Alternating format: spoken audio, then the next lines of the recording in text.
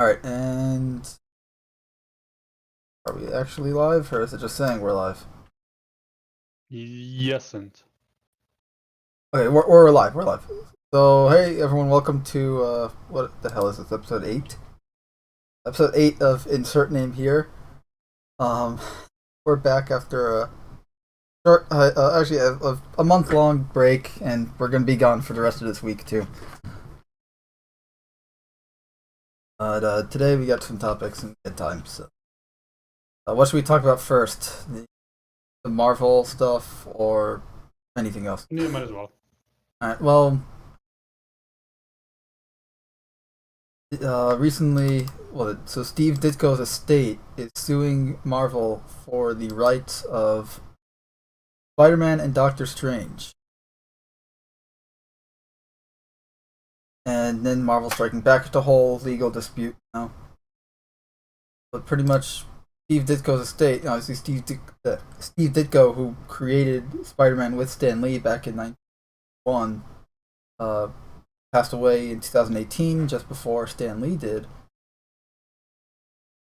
Now his estate is trying to regain the rights to Spider-Man, Doctor Strange, and I mean they only mentioned these two, but I think also Black Widow. Because anyway, they're trying to get the rights to the characters that the guy created. There's a whole legal mess.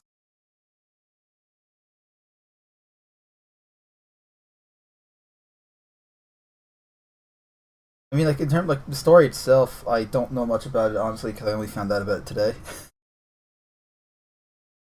Yeah, you knew about it a bit before we went on. I know nothing.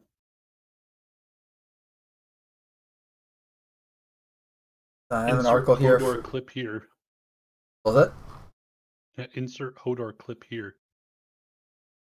But the estate of Steve Ditko, you know who he is officially filed to take back the copyrights of two of his most famous creations, Spider-Man and Doctor Strange. The notice of copyright termination filed by Ditko's heir, Patrick Ditko, who is the administrator of his estate.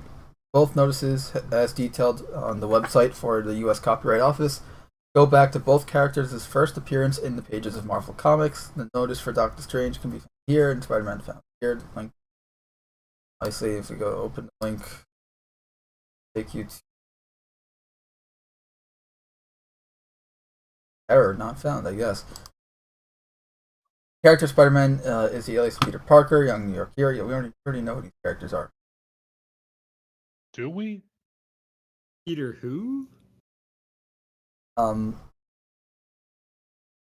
Yes, pretty much this is going to be pretty much this is copyright for the character itself, which means everything, not just the comic books, but the video games, the movies, all of it, merchandise even. Both characters have been very successful for Marvel, and this copyright termination, if successful, could see them in legal trouble, as the rights to the characters would essentially revert to the estate. This is accomplished through the use of the Copyright Act of 1976, which has provisions for creators and their heirs to try and regain rights to their works. And this idea is far from unprecedented. Many creators have successfully tried this in the past, such as the estate of horror movie icon Wes Craven, regaining the rights to Nightmare on Elm Street. But in the world of comics, it's a bit different. Creators and their estates have tried on numerous occasions to get the copyrights to their characters back from the publishing companies, specifically against Marvel and DC, whose main brands do not give creators the rights to their characters, compared to other companies like Image Comics, which is entirely creator-owned and creator-started. Started by Todd McFarlane and why am I blanking on this? He also did Spider-Man and Eric Larson. The most famous instance of this was by the estates of Jerry Siegel and Joe Shuster, who created Superman, and their legal battles to regain the rights of Superman. Ultimately, a long legal battle ensued, and in the end, the creators won. And now DC publishes all Superman comics with the line, by special arrangement with Jerry Siegel family. But this case was an exception because the creators overright sold the copyright, meaning they had created it first. This was not the case with others. Because obviously Superman, Batman as well, they existed before there was a DC. Whereas Marvel Comics existed, and then in Marvel Comics, they created the Fantastic Four, Spider-Man, Doctor Strange, Iron Man, all the other heroes. Comics legend Jack Kirby was one of the most prolific creators of all time. He created Captain America in the 40s. And New Gods, DC's New Gods like Darkseid and those characters, Thor, Iron Man. However, his disputes with Marvel were long-standing, and his family later filed around 45 copyright termination notices against the company, created a shit ton of characters for them. A settlement was eventually achieved, but this was after multiple courts ruled against the family, after determining that his works were not sold like the rights to Superman were, but were instead made as works for hire. But this means that technically the company would own the copyright and not the creator. Likely that this is the argument Marvel plans to make against Ditko's estate. However, exactly how this case unfolds remains to be seen, as the copyright cases can stretch out for years. Notices of termination both state that they go into effect of June of 2023. Notably, even if the copyright suit succeeds, Marvel is still... Whoa. What just happened to the article?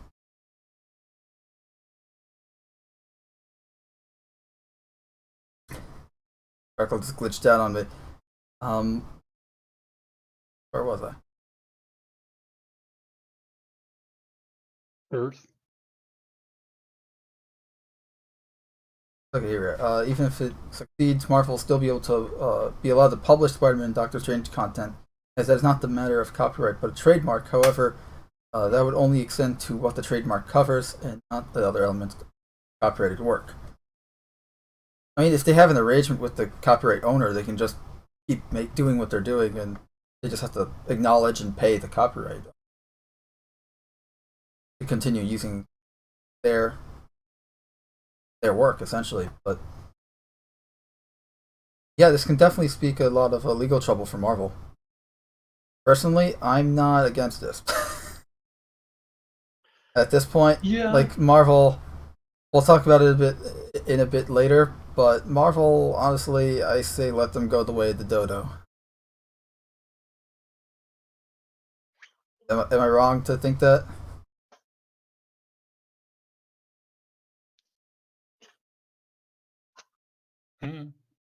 I couldn't say, I guess. I mean, on one hand, yes, I definitely think that it's we've seen for too long large companies essentially just bullying everyone else and getting their way, and Disney is, Marvel being part of Disney, but both Disney and Marvel have definitely been guilty of this. That being said, problem is that even when you have an estate backing this and not just a single individual, the amount of resources that they can bring to bear versus the amount of resources that Marvel and Disney behind them can bring to bear, they overwhelmingly have more. So one worry, at least of it, is that Marvel just goes and drags it out as long as possible, to the point of the estate no longer being able to maintain the suit, and then it gets thrown out.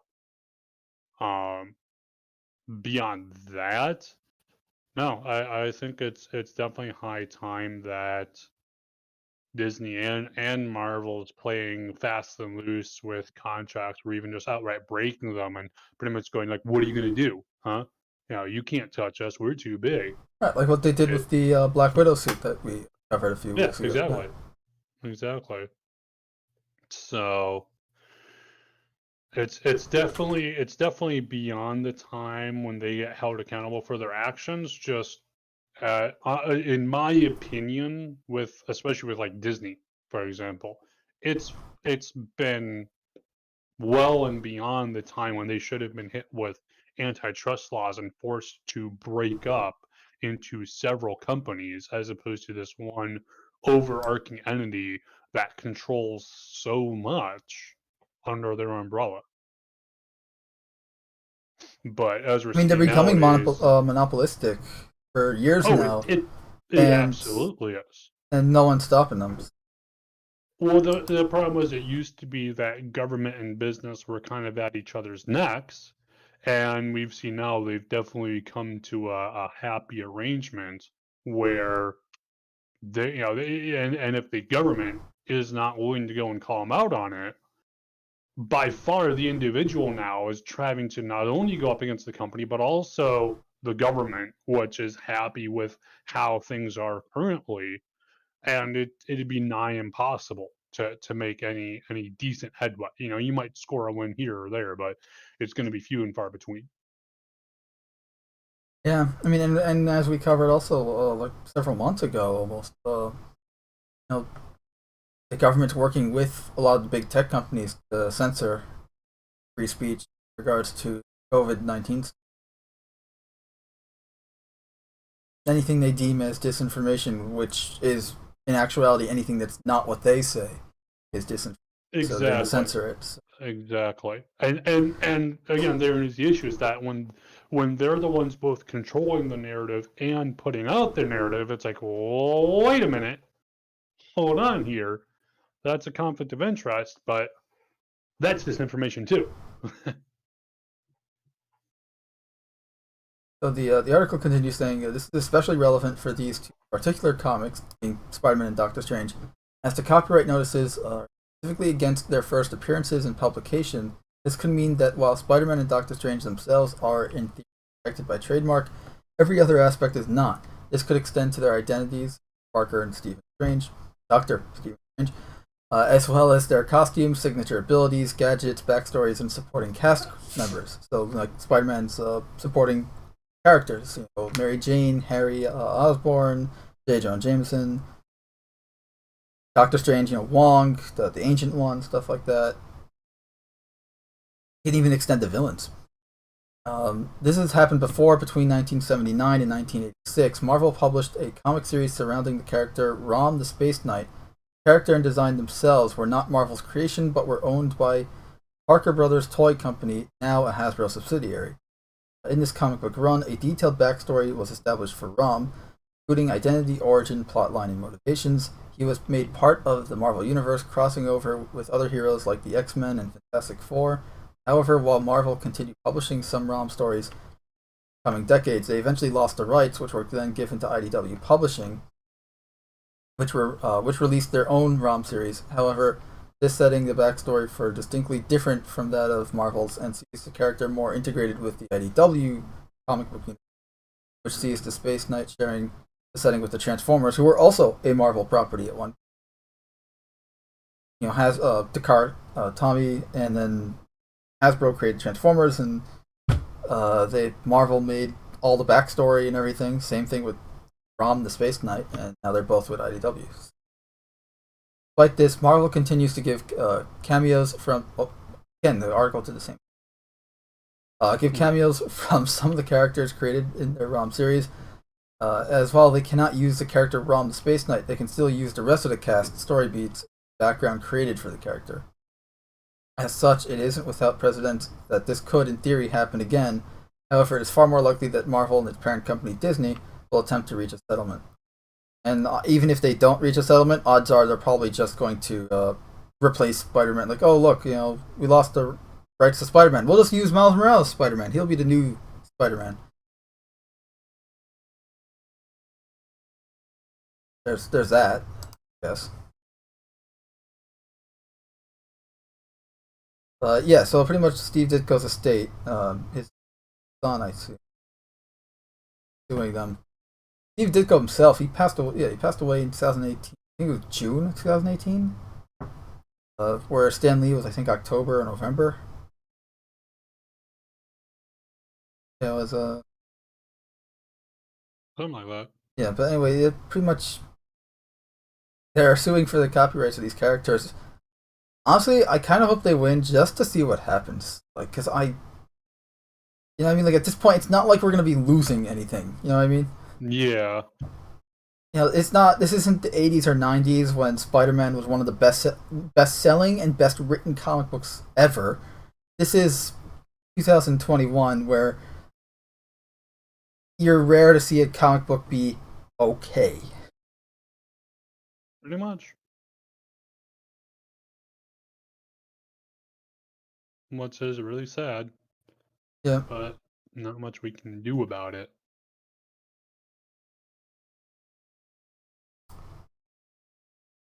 According to Deadline, it's the same story, much. But here they actually quote some of the documents. So any contributions Steve Ditko made to the works were done at Marvel's expense. Because Marvel paid Steve Ditko a per-page rate for his contributions, Steve Ditko made those contributions to the works with the expectation that Marvel would pay him, and Steve Ditko did not obtain any ownership interest in or to his contribution. Marvel's heavy hitter outside counsel Daniel Petrocelli, whatever, said to the estate of the famed Spider-Man artist in one of 5 complaints for declaratory relief. So pretty much this is their excuse for he just worked for us. He didn't own anything. In the past several months, Marvel's received termination notices sent to the U.S. Copyright Office from the States and heirs to legends like Steve Ditko, Stan Lee, Don Rico, Don Heck, Gene Colan, and the still living Larry Lieber. But for anyone who doesn't know, Stan Lee's real name was Stanley Lieber. Addressing cutting loose for Marvel, all pre-January 1st, 1978, exclusive or non-exclusive grants of the transfer of, or license of the renewal of copyrights. Terminations would be effective, ranging from May. So yeah, we already read that. It's actually anywhere between May and July 20. Spider-Man 1 specifically, I think, was.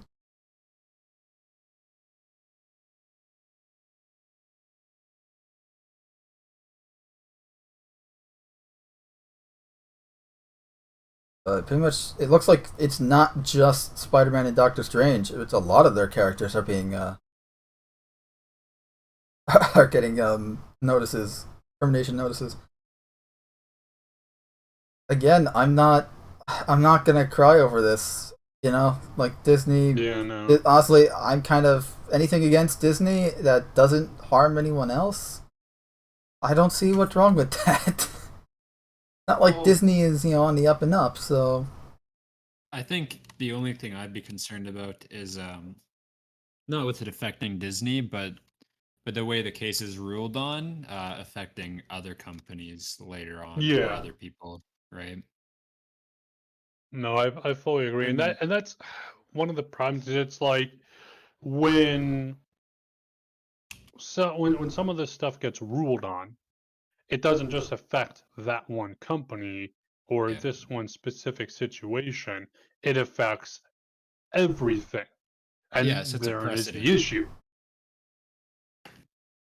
Where in Because it's reality, like exactly. you don't know. Yeah, well, exactly, and unfortunately, too, a lot of times you have a legal system that seems very unwilling to do things on a case by case basis, and instead wanting to go and make everything just like a one and done kind of thing. Which, from a certain viewpoint, Unfortunately. is obviously beneficial, but I mean, I guess I can't argue about the judicial system because it's like an extremely complicated thing. But Oh yeah, no, but and you can have I mean, weasel lawyers that talk you out of anything.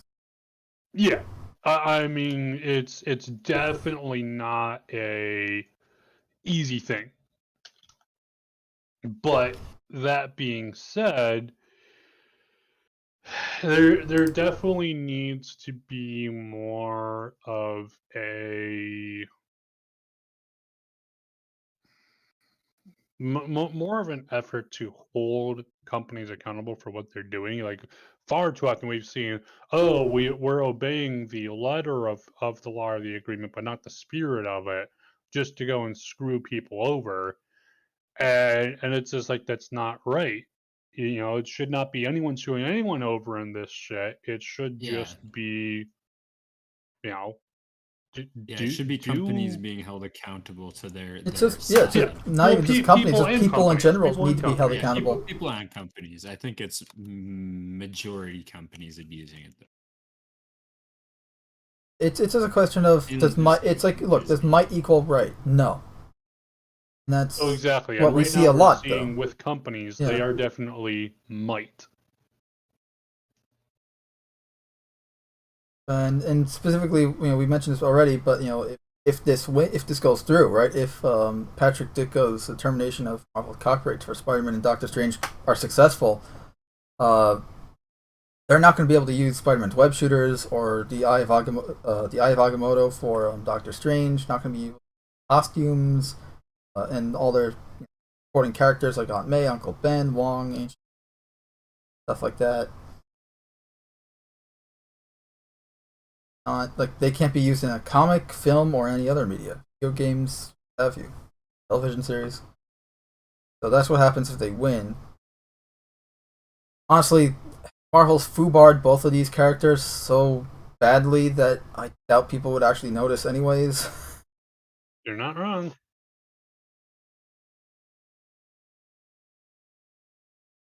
But according to Bounding into Comics, the logistics of copyright termination are, to say the least, complicated, as well put, Cleos. As noted by Robinson, Bradshaw, and Hinson, the Bleeding Cool's Rich Johnston, attorneys John M. Conley and Michelle N. Levy, in an article written in regard to the historical legal battle between the Eagle Estate and DC Comics regarding direct copyright to Superman, basic rule for works created and assigned prior to 1978, that termination can be effective any time within a 5-year window that opens exactly 56 years from the date copyright was originally secured. So if as in Siegel, a copyright was secured in April 18, 1938, the 5-year termination window opened on April 18th, 1994. But even if that window is missed, if the work was in its renewal term in 1998, a second 5-year window opens 75 years after the date of the copyright. So, this is honestly just a bunch of legal jargon. Yeah. Honestly, I'm gonna let people. Links to all these articles are in the description, by the way, as normal. I'll let you guys read some of the stuff for yourself. Again, I need to read some of the stuff myself, just because I'm not super well acquainted with the story. But just from what I know so far, that okay, you got Ditko's estate, Patrick Ditko, trying to terminate the copyrights on Spider-Man and Doctor Strange. I don't see anything wrong with that as it stands right now. Like, unless Marvel all of a sudden just does a complete 180 and makes really good comics again, who cares? Yeah, exactly. And it's like with so much of this shit, it's like they might be putting out new content, but at the same time, they're very much diverting away from the spirit of the content. It's like, sure, it might have the name of Spider-Man on it, but I mean, just look at Marvel Comics in general. Most of the stuff they're putting out now has very little to do with the themes, the storylines, the mindsets of the original characters that they claim to be rewriting about. It's all just, to be frank, bullshit. Is what they're putting out. So stuff made to sell to a mass amount of people. Yeah, well, I mean, it's not. I'm gonna say it's not even that, because it's like this stuff doesn't sell. It does not do as good as previous content did, and yet at the same point, they don't care. No. Like, if they cared about money, they would have stopped this years ago. But it still does the best, right? Oh, I mean, there is still some amount of money coming in, but it's nowhere near being as profitable as stuff they've done in the past. And that's really the confusing thing, because it was like, as Mando said, if it was about the money, they would have stopped doing this stuff years ago, because it's not profitable. As they say, go woke, go broke, because most people are not buying this stuff, and the people they're trying to appeal to don't buy this content anyway. Do you mean Marvel in the medium of comic books, or Marvel in general? Honestly, in general. Yes. Yuttable. Well, here's the thing. Like, obviously, I assume you're referring to like the movies and how successful those have Obviously, I was been. gonna say, I don't think anybody can argue that the MCU isn't one of the most Right, but popular. how's no, it doing? absolutely. How's it I faring would these agree. days? Absolutely, But- on your point, I would agree in terms of comic books. Yes. But, Yeah, but- by and large, I would also argue that for the Marvel Cinematic Universe, by and large, they haven't really gone woke with it, at least not yet. No. They have, but not as bad as others, They've definitely made some steps toward it. and not as but- bad as the comics themselves. Yeah, not near Yeah. the same extent. As But I will say this though, Exactly. even right now, look how successful is the Marvel movies compared to how they were even 3 years ago, regardless of COVID. Yeah, no, you're not wrong. Because look, Black Widow. I know a lot of people were super excited for Black Widow, and it wasn't like whether that movie was woke or not, but good or bad. A lot of people were turned off by it, or just weren't a fan because you're watching a character that you know in this particular version of the Marvel universe in this story. She's already dead. You know, it's like watching you're essentially watching a prequel. And a relatively unneeded and not necessary one. So, like a lot of people wanted to see this type of movie, this Black Widow sort of movie, back in 2015 instead of 2021. So a lot of people were not a fan. That's why it didn't do well.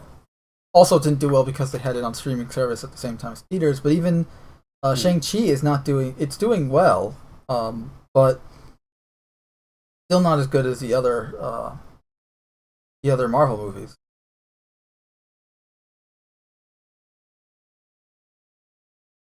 I doubt the future installments, like the Eternals and whatever the Spider-Man No Way Home, Home Alone, whatever.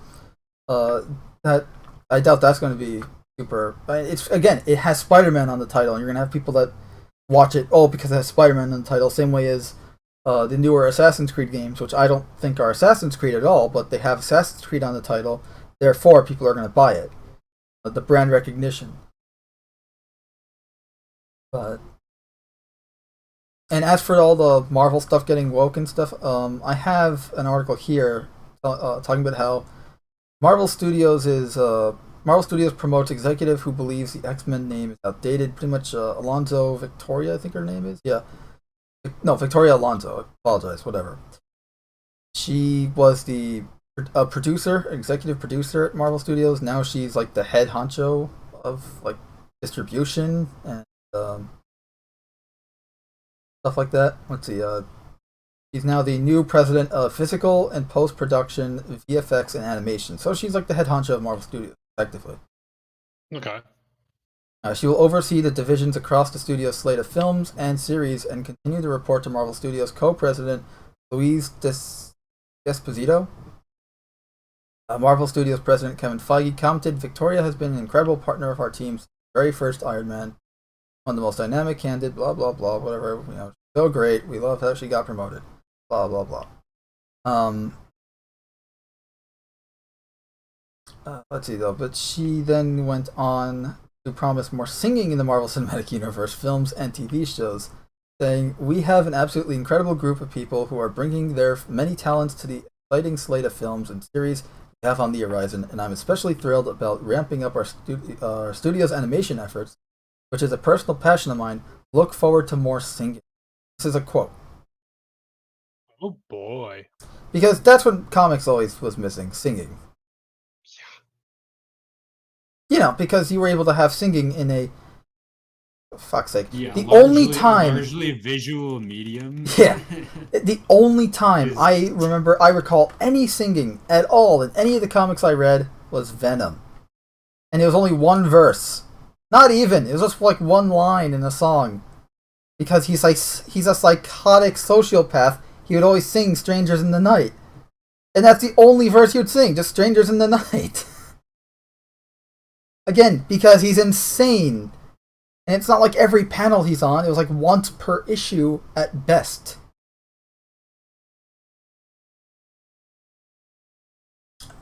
But anyway, she then goes on to saying how she finds it funny that X-Men is outdated name, which by that logic, it was outdated from the very first issue because, well, here's the very first issue, and look, one of the first members of the team is Marvel Girl, Jean Grey, who would later become Phoenix, and then Dark Phoenix. And then just Jean Grey. It's never just been men on the team. It was called X-Men because, well, it sounded cool.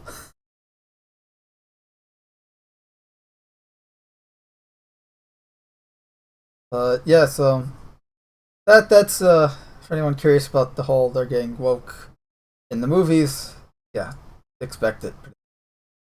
Um oh, this is great. Cam, you'll love this, but before let's see. In a Reddit AMA in June 2019, Victoria Alonso stated, I can tell you we are actively working on making our universe as diverse and inclusive as we can. Be patient with us. We have a lot coming in the future. More recently, in June 2021, she claimed that the studio was leaving money on the table by not representing. She appeared at the NSC International Film Festival to promote Marvel's What If TV show. As reported by Deadline, during a Woman in Animation panel, she claimed diversity, inclusion, and gender disparity all go hand in hand with showing the world as it is. There's about 6,000 characters in the Marvel library that we have access to, and they only use like 5 of them. So, if this goes right, we will have to be telling these stories for many to come. And the importance of laying the groundwork for what's to come is that those stories, there's many different characters that you can actually voice. And here is a visual of when Jean Grey told Bobby he's gay. Because this is pretty much what the Marvel comics have been for the last, I would say, 6 years? More? We're going back 2014, 2013.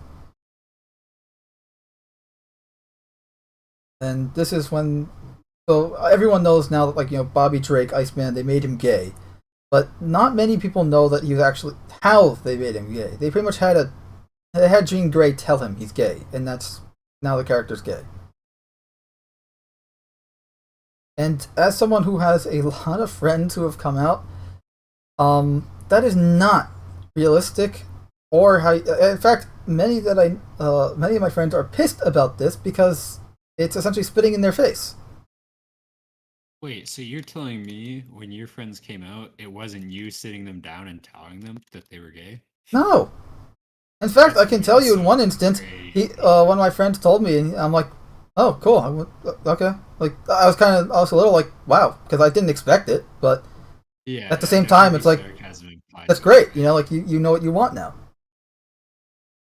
Yeah, no, it's I like, don't understand. It's silly. That's you tell them you're gay. It's not the other way around. Exactly. Like, oh my, fucking Friends in the 90s made, what was it, Chandler, right? In the earlier episodes always said, like, oh, I thought you were gay because you have a quality. Everyone assumes he's gay when he's not. Like, this is pretty much that, except then he would be except if he believed them and then just became gay. Like, that's the equivalent of what's happening here.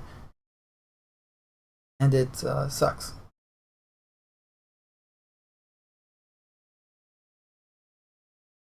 Yeah, pretty much the rest of the article is just her talking about how much money it made and blah blah blah, and how people wanted a completely black cast for Black Panther, and how stuff like for the longest time we heard a woman-led film will never open, and for the longest time we heard Black Panther was never going to open, and nobody wanted a complete black cast. Essentially saying stuff that honestly seems like bullshit.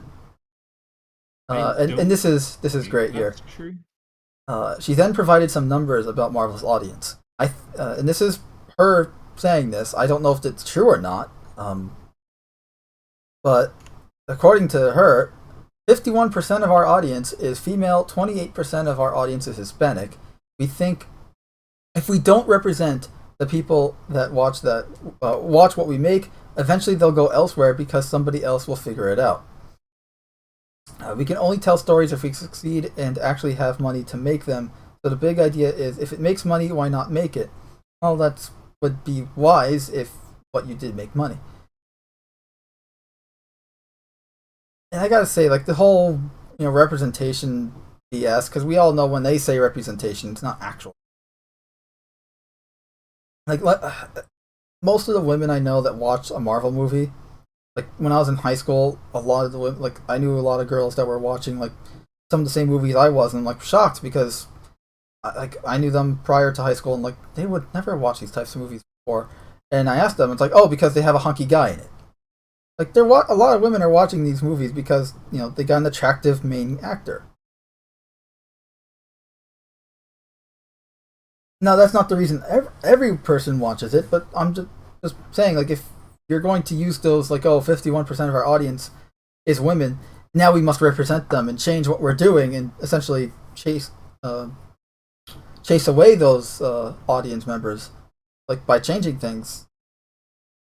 Aren't you, like, you don't see the logic there? Like, you're chasing away you have an audience member for a specific reason. Now you're going to chase them away by changing why they're there? Whatever.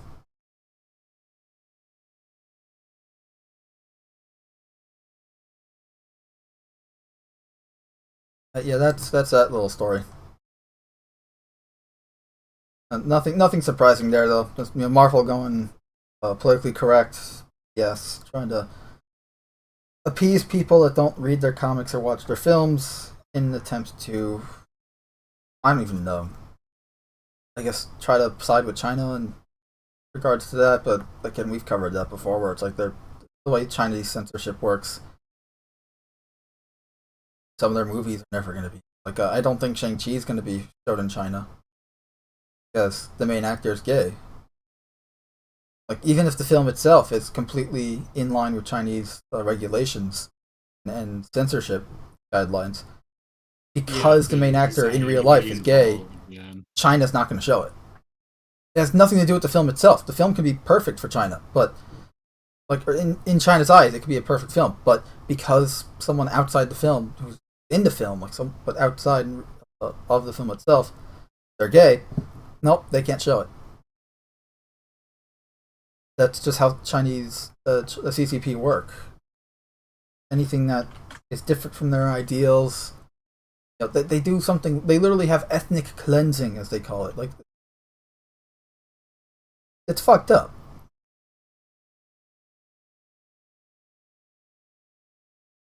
Well, we're on this page. We might as well. We have next up, No Time to Die. Director Cary Fukunaga admits film is woke. Pretty much. So the new James Bond film, No Time to Die. We all knew this was coming. We all knew the film was going to be very politically correct. They had the. Cam, as you were saying before we went live, they could so easily make like a spy movie that just has the main character is a black woman, right? Like, they so easily could have done that, but because they're doing the James Bond franchise, right? It has the James Bond name. People expect James Bond, and instead they're not getting James Bond. That's why people are pissed. And it's funny. You guys ever see Atomic Blonde with Charlize Theron? No. It was actually a good movie. It's pretty much like it's in the 60s, I believe. You have this female agent, I think, for I want to say CIA, played by Charlize Theron, and it's a really good film. It's not like it's not James Bond or whatever. It's its own thing. It's a spy film, and it's a good film. It's got good action, and personally, it sucks that they never did another one. But I don't think it was something that they were trying to build into a franchise. I think it was kind of like a one and done film. But my point being is that they could have done something like that. If you really want to do, we need a female spy movie or something, just do something like that. Just do a new character or a new franchise. Sometimes you got to take risks. Nothing ventured, nothing gained, right?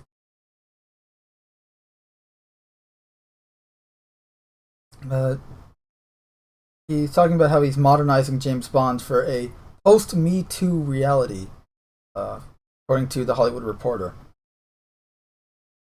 At first, the director accuses James Bond of rape in past films, specifically one of the Sean Connery films, where he states, "Is it Thunderball or Goldfinger?" Where like basically Sean Connery's character rapes a woman. Adds, she's like, "No, no, no," and he's like, "Yes, yes, yes." That wouldn't fly today. In Thunderball, Bond, played by Connery, has a flirtatious relationship with Patricia, played by Molly Peters.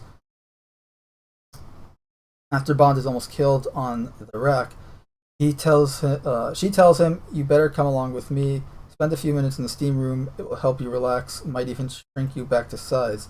Bond responds, "Somebody's going to wish that it never happened." Patricia then says, "Well, you wouldn't tell Dr. Wayne, please, I'd lose my job."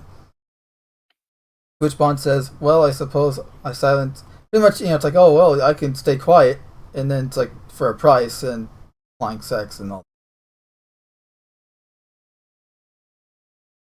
I mean, yeah, it's not exactly definitely sexual assault, I think, but Oh yeah. Yeah, absolutely. Yeah. Yeah, no, that's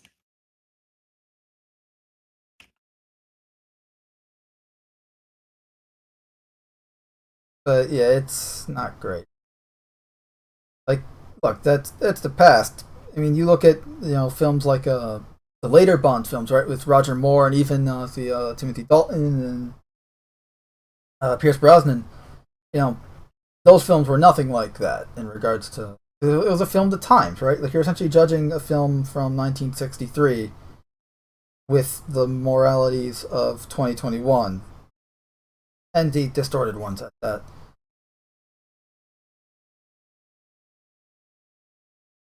And it was kind of just like how people made fun, like was it people were judging Wonder Woman, like original Wonder Woman comics from 1940s with modern day opinions, where it's like, dude, different time.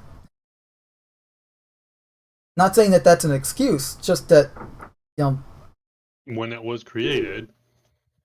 it was an excuse. Mm, it's more just No, I'm that saying as context in like matters. when it was created, as in it wasn't societally an unacceptable thing, whereas now it right, is, right?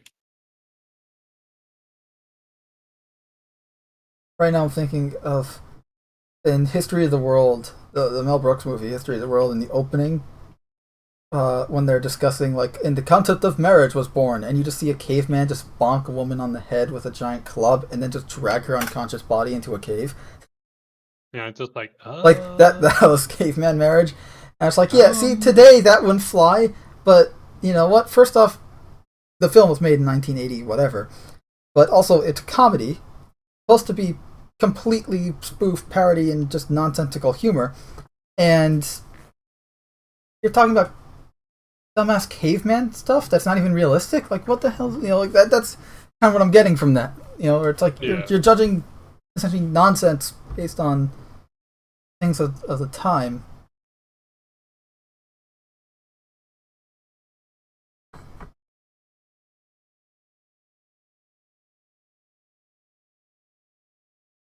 But anyway, now we got the new James Bond with Lashana Lynch playing 007 in the new film. And if I remember correctly, this new film has the font of the Love Boat. I'm not kidding. Go on, tell us more. What? I said, tell us more.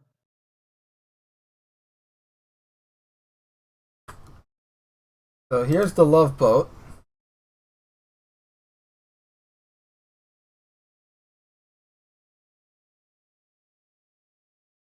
And here's No Time to Die.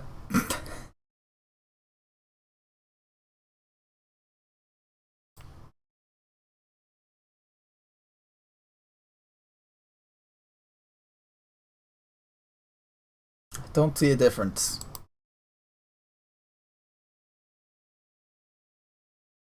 First of all, don't ask questions. Second of all, don't ask questions.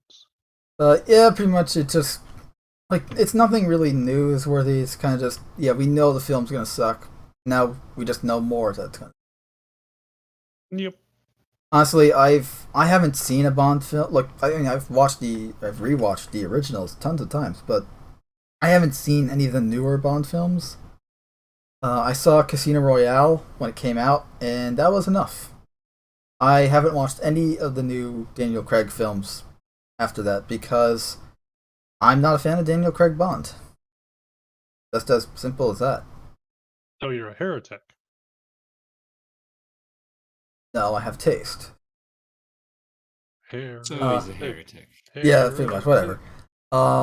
Victor Wolfong in the chat says, questions. Any thoughts on Visions? What's Vision like? The Vision, like Marvel Comics Avenger, the Vision.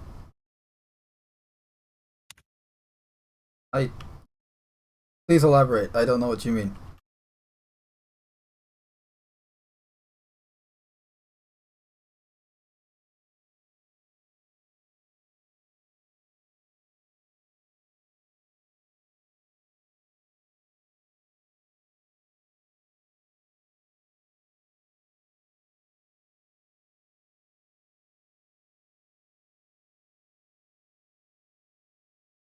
Oh, the Star Wars show, the new animated Star Wars. Oh. Hold on a sec.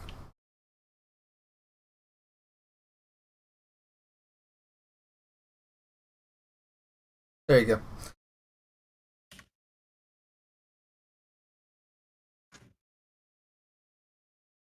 go. He says it's a non-canon show.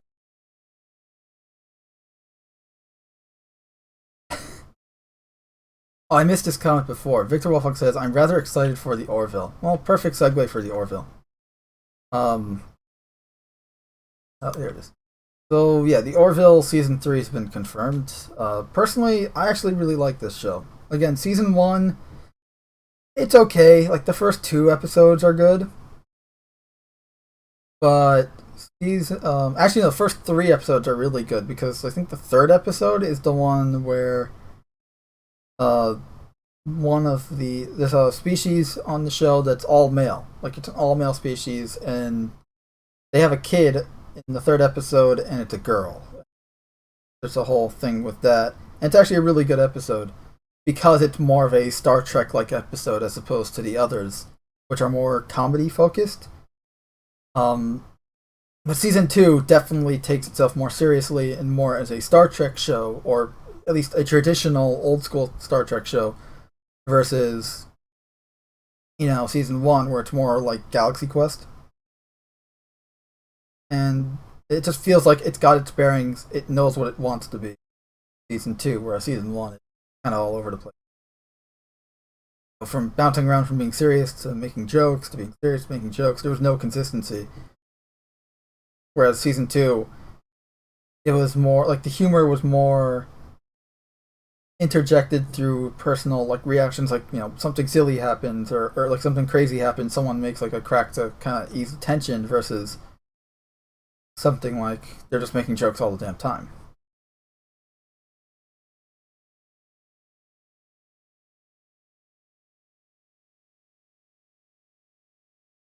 Yeah, like I said, I haven't watched it yet, so I can't really say anything about the new season or whether or not it's. Now the new season, from what you were saying, it sounds like it should be good. Yeah, I mean, again, Season 2 was a really good Star Trek, essentially. Definitely is one of the most interesting. Definitely has a really good space battle in it. Actually, like it was one of the first times when I watched it. I think I watched it for the first time in 2019, Season 2, and I watched it and I'm like, wow, this is like the first time I'm seeing a space battle that is genuinely good in a long time. So, like, where the space battle itself has tension, it's not just flash. But we got a release date for Season 3. It's going to be on Hulu, March 10th, 2022.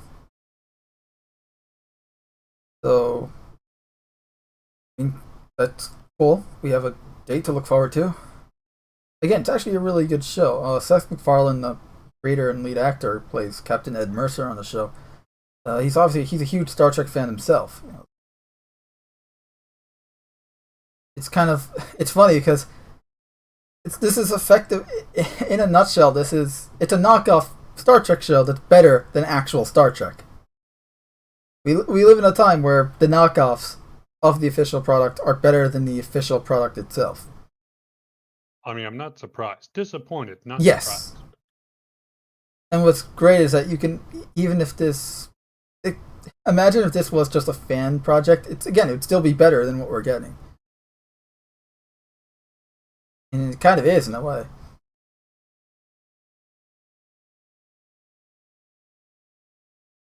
So, there's nothing really else to tell other than we have a fleet. A date. Reading this stupid.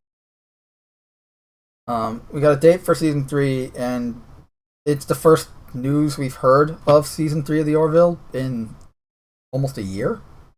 They've kind of gone radio silent for a long time. So it's good to hear that, the show's still alive and we're still getting a season. If I actually heard at one point the show was canceled or something, would have been disappointing. It sucked. But yeah, we get the Orville New Horizons, March 10th, 2022. Again, it's a good show. I highly recommend it. Honestly, if you really want to watch season 1, just watch the first 3 or 4 episodes and then just skip to season 3. Season 2, I mean. Because season 2 is really where it's at.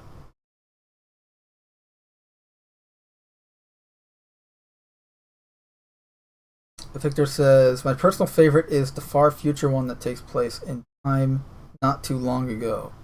Oh, of the I assume of the Star Wars stuff. I haven't watched any of the new Star Wars stuff.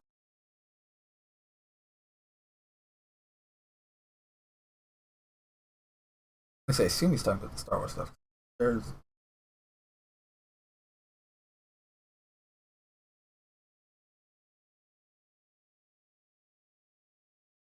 did do some time altering stuff in Orville, the latter half of season 2, but they kind of like similar to yesterday's Enterprise episode of Star Trek, The Next Generation. For any who watched that episode, great episode of Star Trek. But it's kind of like their version of that. Pretty much, that's just something that you're gonna realize a lot. Like when you're watching this show, if you're a Star Trek fan, you've watched The Next Generation, you're gonna watch this show and go, "Oh, this is pretty much their version of XYZ." Like which isn't a bad thing. It actually works in its favor, I think.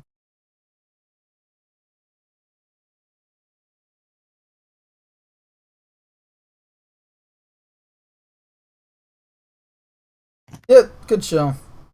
Good show. Good, and it's good to hear that it's still going.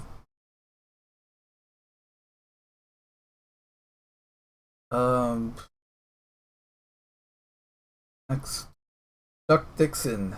So, Cam, last time we talked about Chuck Dixon, we were talking about how he had the same response to Tim Drake Robin being bi that we did, which was, who cares? This is just they're doing it just for relevancy and to be talked about, because it's definitely not going to make them money. Yep. Now, recently, he was asked about Marvel and DC as a whole. Like, what are they going to be? How can they get out of this death spiral that they're in? And he was asked, "What do you think? What do you think these do these the big two, being Marvel and DC, need to do to save their decline of popularity? And lastly, what are your thoughts on Comicsgate? Do you think it's a useless movement that's overdoing it, or a necessary thing to wake up Marvel and DC?" Chuck Dixon, for anyone who doesn't know, he was the writer on Batman and the Robin titles of the mid to late 1990s. Like some really good stuff. Actually, just yesterday I was rereading some of it, specifically the Batman Legacy story. he wrote some of the issues of that, and it's a good story. Pretty much Ra's al Ghul trying to kill the world in order to remake it in his own same story, but got some new twists in it. It's pretty much Batman, Nightwing, and Robin teaming up to stop Ra's al Ghul. It's a good story.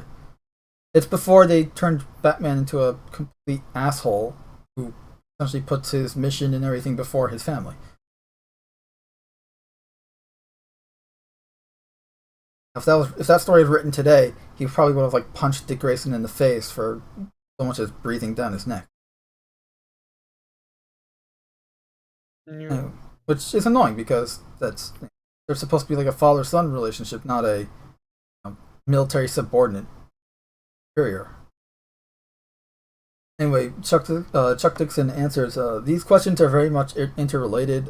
So you've got DC and you've got Marvel. They're the big two. They're the big cats in the cage. They're the stars. They're the marquee. And they float all the boats. All the comic industry goes up or down with the fortunes of DC and Marvel. That's just the way it is. He's not entirely wrong, because you go to just Joe Schmo on the street, and they're assuming they're not a comic book fan or anything, just an average moviegoer or something, and you ask them, hey, you ever read anything from Image Comics? They're probably going to go, who? What? What's Image Comics? Yeah. People mostly know only about DC and Marvel. They don't know about Dark Horse or Image or some of the other ones. But anyway, he continued, I don't see it ever changing regarding the current decline in Marvel and DC's popularity, particularly since DC and Marvel seem to be in some sort of suicide pact with themselves to destroy American comics. Ain't wrong. Have you seen what they did to Captain America? Yep. Or I should say Captain Un-America? I'm beginning to believe that they are doing it intentionally. Oh, okay, well, he's a little behind then, because... Okay, maybe not, but... Yeah, this is totally intentionally, that Marvel and DC are destroying themselves. You literally have writers who have straight up said in, public statements that, Western culture is evil and whatever, and we need to destroy Western culture, or something to that effect. So, yeah, they're doing this intentionally. Which is honestly pretty fucking scary, that these are the people who claim to be your moral superiors, and yet they're saying everything that you exist as is bad. It's not even just that. It's also here you have, these are the people that are heading these Western cultures, saying we need to destroy Western culture, and they're also the ones saying, oh, we need to do, again, your moral superiors. We need more representation and diversity and inclusion and whatever. But only the things we say. But yeah, it's, we need to do more of this, except when they're actually doing the representation and the diversity and inclusion and whatever buzzwords they want to use, they're usually being racist, bigoted, and a lot of the times being harmful to those they're trying to represent. Yep, by far. Remember that document we looked at? The freaking Reimagine Tomorrow thing that Disney made for employees? It is essentially how to be anti-racist, and that's a quote from the fucking document. And what an anti-racist is pretty much just... Racist. It's just be racist against white people instead of black people.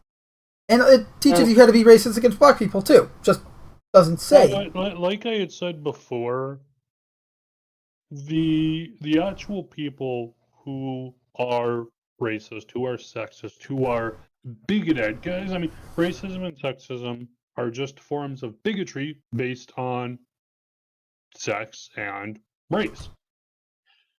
The people who are racist and sexist and other forms of bigots, they haven't, by and large, they haven't changed all that much. I should say, most people, your average person, by and large, has pretty much been, it's like, oh, hey, if you see someone who, they're in their 70s or 80s, they grew up through the civil rights movement.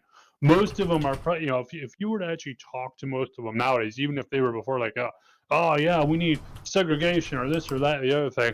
Most of you talk to them out, they're generally decent people. Just like, hey, society was different, values were different. What values we had and what those values were based on were different. Now that has changed, Most of them are with the program. Most of them are like, hey, yeah, let's treat everyone equally. Let's be good to everyone here. But for the actual diehard racists, diehard sexists, by and large, they haven't changed. What has changed for many of them is their target.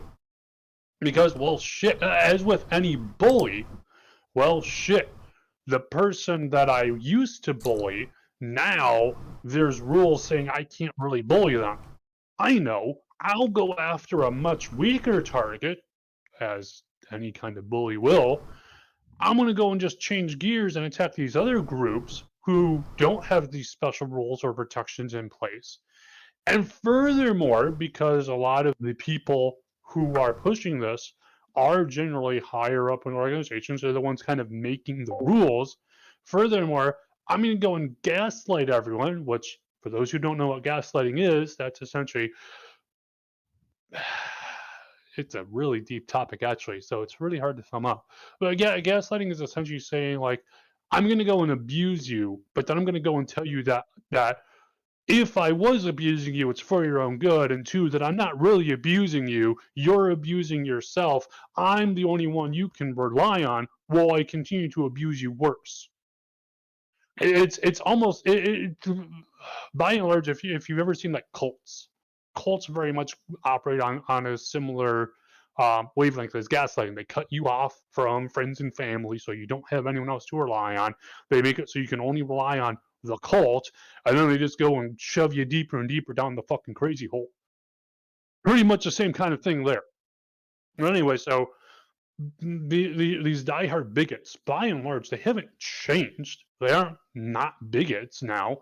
It's just they've chosen to go after much weaker targets and say, oh, well, my bigotry is okay because there's always an excuse for the bigotry, whether it was in the 1920s, the 1960s, or now.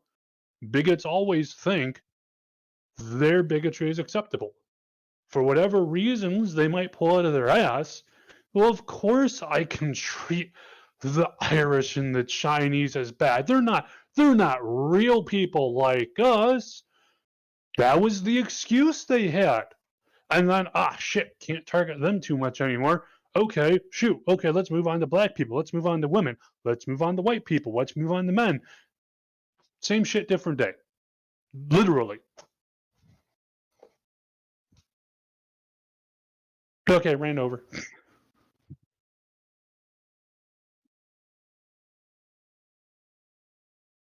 Yeah, just...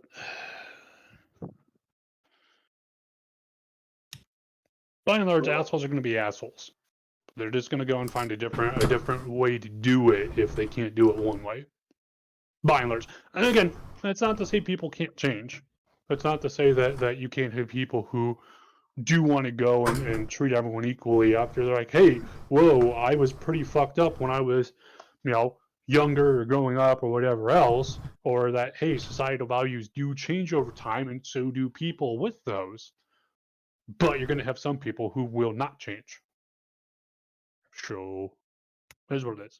Yeah, I mean, like, look, the whole thing with Activision Blizzard, right? Just not to go off topic, just for a little bit. People are expecting them to change stuff, but sometimes they're just genuine assholes in the world. They're never going to change. In the case of, like, you're working in a company, some guy's being an asshole, you report him to HR, nothing happened, and they continue to be an asshole. You know what happens? That guy gets fired. Like, that's what should happen. You would hope. Unless that's what should happen. In which case, HR tells them, and and then they retaliate, and then it gets added to the lawsuit. But yeah, like, my point being is that that's what happened. Like, you do it once, obviously. Okay, let's see if they change. If they don't change, then you're fired because you're just an asshole.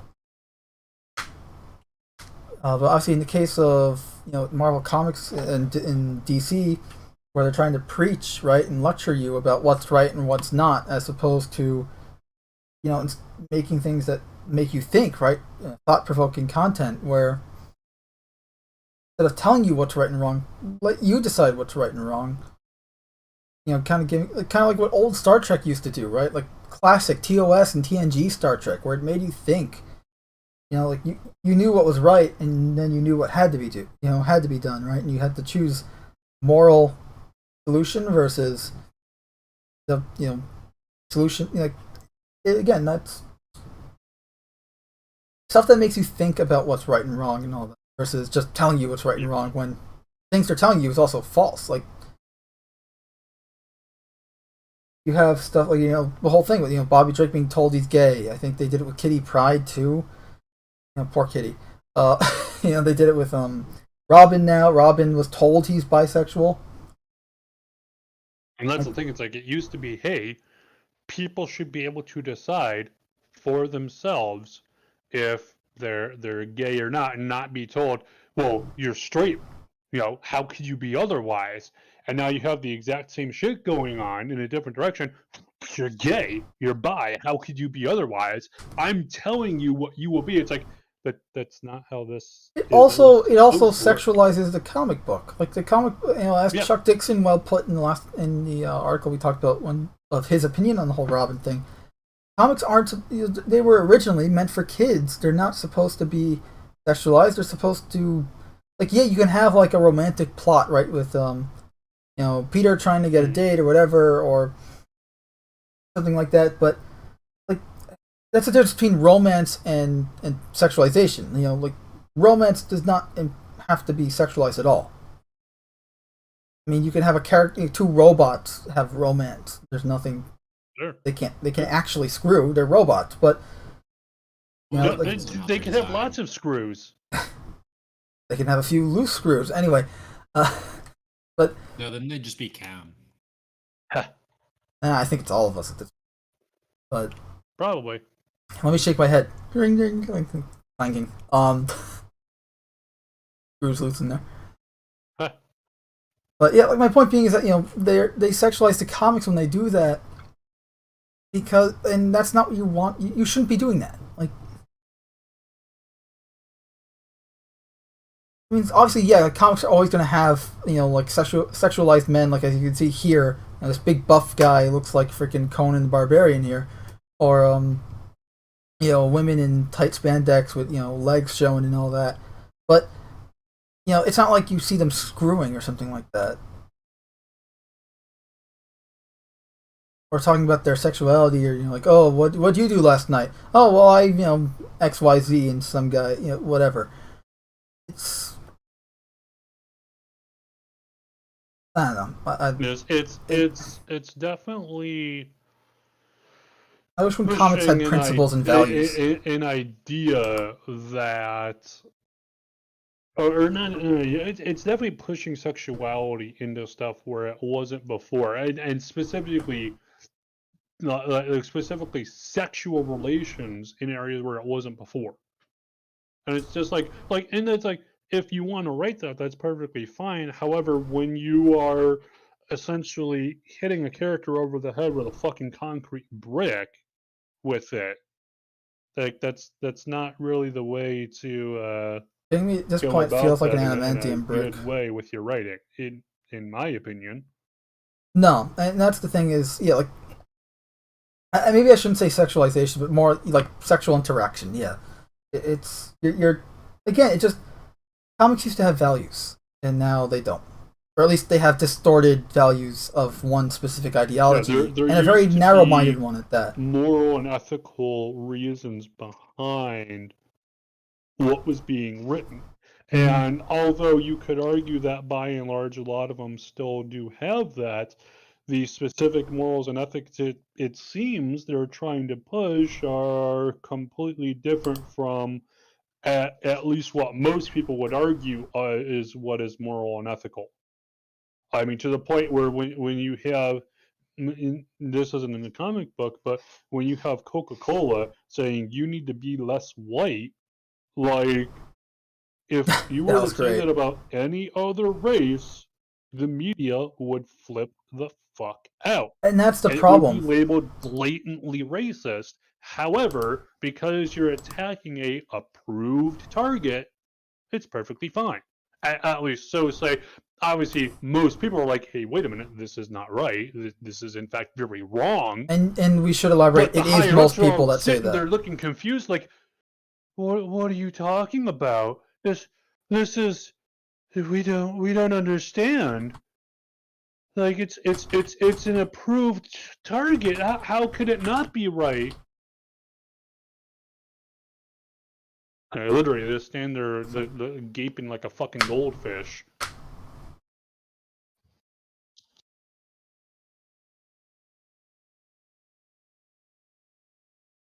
Yeah, I mean, look, take on that subject real quick. The whole thing right now they're trying to defund the Iron Dome for Israel. Pretty much, what anyone doesn't know, the Iron Dome is a missile defense system that shoots down enemy missiles safely to protect By the way, citizens it is of Israel. system. It is not an offensive system in any No, way. I don't. I mean, it probably could. The technology can probably be used in an offensive Well, way, but the Iron Dome as it exists right now could not be used defensively. It's a defensive if I system. remember right, the way it works is essentially among other things, it shoots. It's like, oh hey, it detects a incoming missile. It then goes and shoots bullets at it to then destroy or at least damage the missile so it cannot go and hit the target. Even the bullets they are firing from the system have small charges in them to go So and they're destroy incendiary them. rounds. If they were to go and miss or bypass or shoot through the target, the rounds will self-destruct so that you don't have, oh hey, you got someone way over here. Now like 5 miles 3 away. miles. Yeah, 3 miles down, you have a bullet coming towards their head. Yeah, like the rounds themselves will self-destruct so that at most you have very tiny little debris, which won't be that dangerous or as dangerous to anyone who might be in the area. So it's like not to mention too, it's like you have such a fucking smear campaign against Israel. Well, that's just because Cam, you've takes. heard how many times have I made the joke? Oh, it's always fashionable to hate Jews. You're not fucking wrong. I know. I say really that as a joke, but it's understand. unfortunately true. Like we're essentially I've constant never targets. Understood the mentality of just in any way, shape, or form. I've never understood the mentality of hating a specific group of people who, especially when this group is something you are born into. It's not something like, it's like if you want to hate the U.S. military for actions they've taken in the past, I'll probably look at you a bit funny, just because, among other things, the U.S. military as a whole does far more good and humanitarian efforts than any other military organization out there in the entire fucking world. But if that's your opinion, sure, okay, I can at least understand that. But it's like to hate there's some justification in that, whereas here there's none. Of existing, for being born. But by and large, specific way, I think a lot of where like it is quite a bit different is, and I'm not going to argue that Jewish people haven't experienced this kind of I don't know what the word would be, but essentially what I'm going to say is like we haven't experienced what in large part the same way, like whereas you would say okay, you don't hate Chinese people, you don't like the CCP, right? Like you don't like the government. And I think a lot of the criticism, sure, but you aren't born into the CCP place. No, but in the same way you weren't born into the Israel government, right? Yes, but this isn't about Israel. This is about its anti-Semitism. It's not like Israel itself is the Jewish state. I do get what you're saying, but just when it with the if it was just one specific instance, I think that's a pretty, I don't know. I do get what you're saying, and if there was just stuff against the Israeli government and the stuff they do, that'd be one thing, but the varied attacks from the same people who go and put it out, or the same organizations. If it was just like, hey, we're criticizing the Israeli government for doing this, because these are all in a certain theme, that'd be one thing. If there was consistency to why they were saying, hey, we disagree with the actions the Israeli government took. But the variety of the reasons they say that they're against Israel or Jewish people or this, that, the other thing, there's no consistency to it, except for the fact that they're Jewish. Like I said, if we were to just take the criticism don't against think- the yeah, but I Iron don't Dome and this think one Israel- specific thing, Yeah, okay, I but if we're could talking about just the definitely Iron fully Dome, agree. Yes, it definitely could just be because you have someone who's just completely misinformed as to what it is. Maybe they do know exactly what it is and they're worried about it being abused in the future, something along those lines. Sure, I could definitely agree with that, but just given but the what I'm history saying is, I of guess, in a sense, is like Israel isn't free from criticism because no, absolutely not. No, you are definitely correct there. You are definitely correct there.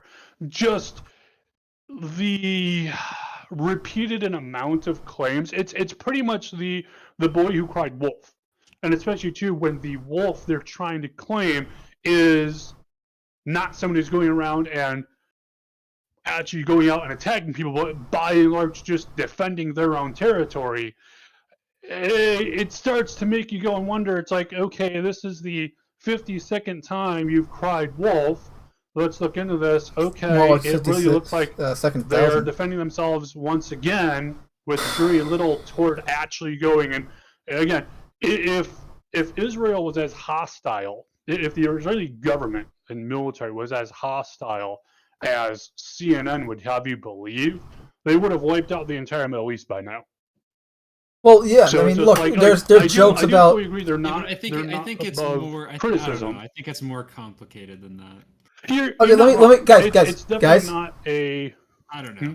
It's pretty much. I think this is definitely off topic too. Oh, it's definitely a topic. Oh, I'm just gonna say real quick that pretty much what I meant to get at was, Yeah. where you're essentially targeting a group of people, like you're, and unjustly so, because like, look, the Iron Dome, it's a defensive weapon to defend citizens, and they claim, oh, Israelis and the Jews, they're murdering Palestinians, blah blah blah, despite the fact that there are many Palestinian citizens in Israel that the Iron Dome saves, along with because they're Israeli citizens, but that doesn't matter. Well, not to mention too, it's like, hey, if you would stop firing rockets into our territory to kill our civilians, we wouldn't need to go and have this system in the first place. It's just a bunch of like, hey, look, because it's always fashionable to hate on the Jews, they're gonna hate on us. Just like I said, I'm not saying that they're above criticism. I'm not saying that there aren't issues and situations they handle badly.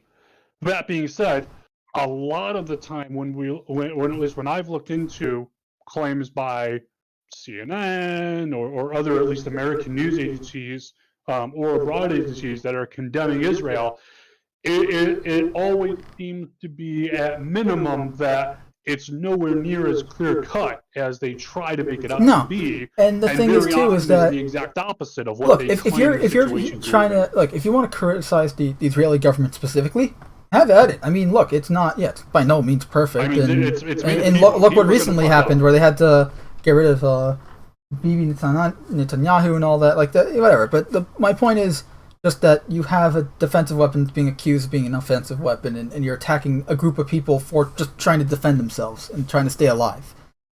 But back to the whole thing with Chuck Dixon and how he was saying how, essentially, with DC and Marvel, the whole point was essentially they're criticizing you for being morally, like, that your morals are bad and their morals are right, despite them being morally corrupt, and completely being in lecturing you on their ideals without, essentially saying, freedom of speech and being an individual. Screw that. You must believe everything we say and do.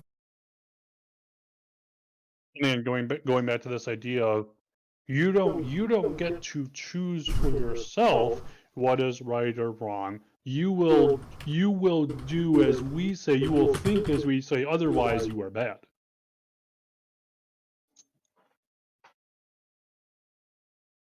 Isn't great.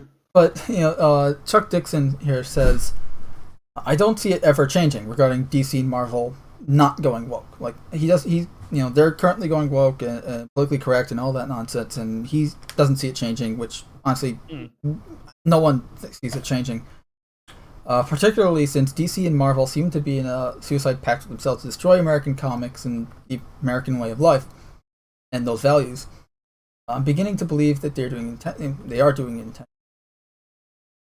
essentially saying that they're going to be foobarred. They're Yep. foobarring themselves and the comics that they own. The parent companies can't keep carrying these comic books companies that simply they don't, essentially saying they can't keep them alive forever, as we've been saying. Like Disney is currently the only reason why Marvel Comics still exists, because Disney has a giant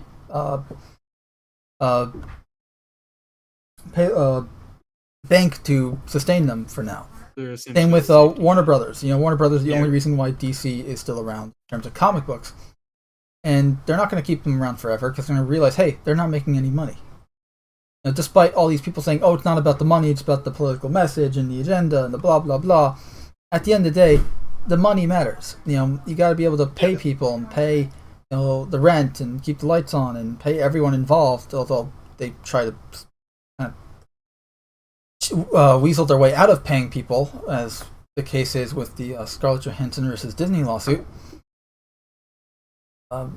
Which he's then asked, but Dixon then asks, what can we do to turn it around?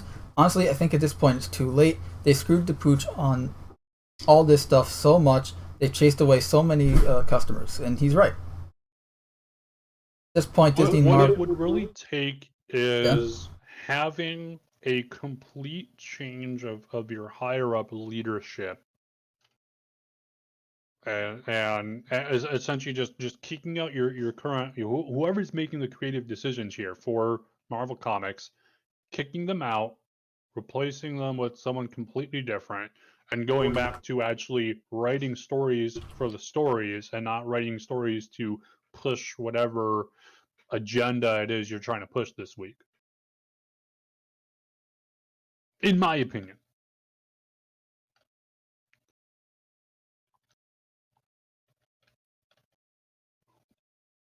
Yeah, and he continues saying, at this point, if DC and Marvel said, well, we're going back to doing things the way we used to, at this point, would you believe them? Because they certainly said it enough times, and no one that's the thing, no one's going to believe anything they say at this point, so they've kind of just, they screwed themselves into a corner, and they're kind of done. Like, at this point, it's everyone's just waiting for them to kind of drop dead. And the problem is with the fact that they have Disney money and that Disney has government money, it's going to be a very long time until they bleed out, essentially. And therein is part of the issue is that a business won't do anything if it's not in the money. Well, when they're too big to fail, essentially, then they can just do whatever they want. And as we're seeing, apparently this is what they want. Yeah. Dixon then continues saying, as Steam ran out on the Ultimates, which was the Marvel's Ultimate Comics in that universe, right, with Ultimate Spider-Man, Ultimate X-Men, the Avengers were called the Ultimates. When Steam ran out of the Ultimates at Marvel, it seemed like every 3 months the company would say, we're going to return to more traditional ways of comics, we're going to do a soft reboot and basically go back to the way we were doing business before, but it turned out to never be true. As for why promises were never kept, I think partly because they had chased away the talent or barred the talent from working that could have actually accomplished what they said they were going to do. That could have returned them. To greatness. There's rare exceptions. Dan Jurgens continues to do terrific work at DC, but that's a rare exception for the most part. All the contemporaries of Dan Jurgens, they're not working in comics or they're doing their own thing. And all these images you're seeing are indie stuff that Dixon continues again saying, this is where Comicsgate comes in, because what happened was, because Marvel and DC chased away 60 to 70% of their readership, and no new readers came in to replace them, because why would they? Comics aren't that interesting. They're not that engaging. They're not that attractive, and they feature characters for the most part that people couldn't recognize anymore because they've been completely changed or altered in such a way that the general public no longer recognize them. Essentially, FUBAR. So kids going to see a Marvel or DC movie and even so, kids that wanted to see a Marvel or DC comic book that looks like the movies that they saw, they're not even going to be able to get that. It's just the sales are cratered and continue to crater, death spiral. But what happens to all those comic book readers? People like you, people like me. We want to read comics. We don't just want to stop because they suck. So into that gap comes Comicsgate. I don't even like Comicsgate as a term because it started out as a pejorative. Oh, you're part of Comicsgate, like it's some conspiracy, like we all live in the same house. I don't even know what Comicsgate is. Well, two of us, Chuck. I'm not even sure what Comicsgate means. I'm always included in Comicsgate when they make a list of Comicsgate people. I'm always on it, often near the top, which is why I jokingly say I'm the Jesus of Comicsgate. I was the first. I was blacklisted by the industry and outed as a conservative. It continues. I'm not even sure what Comicsgate is. It's like a loose affiliation, and it's a very loose affiliation because a lot of Comicsgate people don't like each other. But what it is a bunch of successful pros and some amateurs who are now pro, very much, who through crowdfunding or whatever other means created their own comics, did away with the gatekeepers, said, hey, we don't need the big two, being Marvel and DC, and reached out to that undeserved comic book audience that no longer read DC and Marvel. And DC and Marvel, their editorship and their creator people deeply resent this, and so they make it into something political. It's not an accident that the majority of Comicsgate people, or the majority of these new independent creators, tend to be conservative because so many of them no longer work for the big two because they were blacklisted. Essentially, you're making your own thing because you had a bad relationship with Marvel and DC, and then they'll blacklist you and bar you from working with either Marvel or DC, which then makes you, I guess, this Comicsgate, whatever the hell that is. I honestly don't know what that is. But I do know, like, I've heard this before, where it's like you're getting blacklisted because of your views or because of just you not agreeing to doing something with Marvel and DC the way they do it. So therefore, you're evil to them, and you're never going to work in the mainstream comic book industry again. Okay. Again, which is why the indie comics are doing so well. And then the interviewer asks, so what were we supposed to do? Are they supposed to become readers at Walmart, or they find a way to keep doing what it is they do best, which is create comics? And we know the names: Billy Tucci, Ethan Van Sciver, Graham Nolan, Richard Mayer. These guys have been incredibly successful. There's others as well. Brian Pulido, who's a rock star of crowdfunding, working outside the system. Of course, Brian's always found a way. Chuck Dixon then continues saying, so that's what Comicsgate is. And I find it funny that some of the big critics of Comicsgate tried to do what the quote-unquote Comicsgate people were doing, and they fell flat on their faces, because they didn't seem to understand it. They mistook it for a political movement. It's not really a movement. It's not like we all got together in a castle somewhere and say, well, you're going to be doing this, I'm going to be doing this, you're going to be doing that, and so on. It was organic. This was people making their own efforts, figuring out how to do the comics they wanted to do, figuring out how to continue their careers, figuring out how to keep food on the table for their families, and also to serve their fans, the people who had supported them all these years and didn't want them to go away. So, like I said, Comicsgate was a pejorative. It's an insult, but some of the Comicsgate people embraced it like it's a badge of honor. I don't really see it that way. I just think it's kind of a dumb term. I don't think it accurately describes what's going on. I see it as more of an independent creator revolution, a creator-owned revolution. As far as waking up Marvel and DC, let them sleep, let them stay asleep. And I love that line. So that's Chuck Dixon's thoughts on the state of Marvel and DC. Essentially, they're like, indie comics are booming because of the shit state that Marvel and DC are in. Marvel and DC should go under, which is kind of what I think everyone wants in terms of comic books. And yeah. And there's no reversing what Disney and what DC and Marvel, or Disney, Marvel, and Warner Brothers DC have done in the last few years. Like, all the political bullshit, like, that's not going away ever. We are behind on the chat, so real quick. Victor Wolfung says, humans are monkeys, bigotry and self-destruction is natural, as we're an animal, a complex and sophisticated animals, but an animal nonetheless. Bigotry is spawned from fear, hate, and misunderstanding, and it is also spawned for lust of power. Fear is a very good motivator. and those in power or those craving power can use fear to get what they want. And using fear and using bigotry, lust of power is also a reason for bigotry, which is what we're seeing right now, I think. But yeah, so that's Chuck Dixon's thoughts. Again, he seems like a cool guy. Again, he does some really good story stuff. I do highly recommend that Batman Legacy. It's a good story. Batman versus Ra's al Ghul. What do you have to lose, right?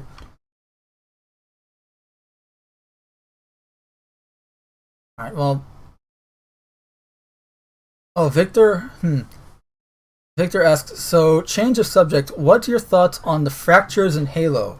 So, for anyone who doesn't know, fractures in Halo, that is the non-canonical armor stuff that they've been doing recently. The Season 8 Master Chief Collection armors, which are pretty much just Skyrim armors.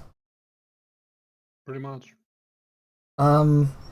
They look good, like, just from, like, a design perspective. Like, they're cool looking, but they don't look like Halo, and they don't even fit sci-fi, let alone Halo. Let me put it this way. Halo's having an identity crisis, and these armors are not helping.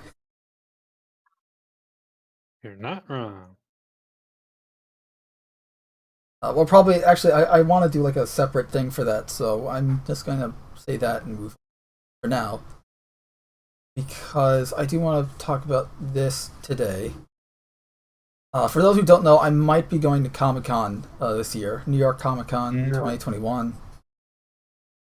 I try to go whenever I can, and this is the first time they're doing it since 2019, so I figured, hey, let's see what they're doing. And, well, I may not be able to go, as it turns out, because you need to have vaccination. This is not so much Comic-Con's fault as it is New York City's fault. New York City law essentially forces you to have you need to be fully vaccinated in order to do anything in the city right now. Go to a bar, go to a restaurant, freaking shop or whatever. You have to have your little vaccine passport card and show that. And hell, in restaurants you need to show an ID, which is ridiculous because never need to do that before. But hey, it's 1984 apparently. And the problem with this is that there's no medical exemption rule, which essentially screws people like me over. So I may not be able to go just because of a stupid, not very well thought out rule, but then again, that's a city in a nutshell. And what's worse is essentially anyone that's 12 and up has to be fully vaccinated too, which, again, not to go on a whole COVID-19 vaccination rant, it's just that we don't know the long-term effects of this thing. And it's essentially for a glorified flu. Now, yes, the flu can be very bad. Like, the flu itself can be very bad and at times lethal, but it's an RNA virus. Just the vaccine really isn't going to change anything. Well, it might provide. It's essentially, you know what this is? This is like the fucking the TSA airport. It's security theater. Except this is medical theater. To a degree, because like originally they were like, oh hey, once you get the vaccine, the pandemic will be over. Except that's never the case. Everyone gets the vaccine. Oh hey, by the way, the vaccine won't go and stop you from getting it. Won't go and stop you from being a carrier of it and giving it to other people. You still have to go and wear a mask. You still have to go and do all the same precautions and stuff we were enforcing before. And it's like, sure, you can argue that, oh, hey, at least, it should go and prevent it from hitting you as badly as... Honestly, I think that's the only consistent... But, well, even then, now we're starting to hear that, okay, with like the Delta variant and other variants, you might get hit worse if you have the original vaccines than you would have otherwise if you had not gotten it. apparently, So it's just like, despite what what the commercials fuck? would say, if you had the virus and like if you had COVID-19 and then you got better, you're better off than someone who didn't have it and had the vaccine. Just there's so Just much because, and again, we're bullshit talking about being an put RNA out. virus. So for anyone who doesn't know, an RNA virus means that the genetic code of the virus is the strain of the virus is mutating and ever changing, like the flu, like the common cold. Yeah, exactly.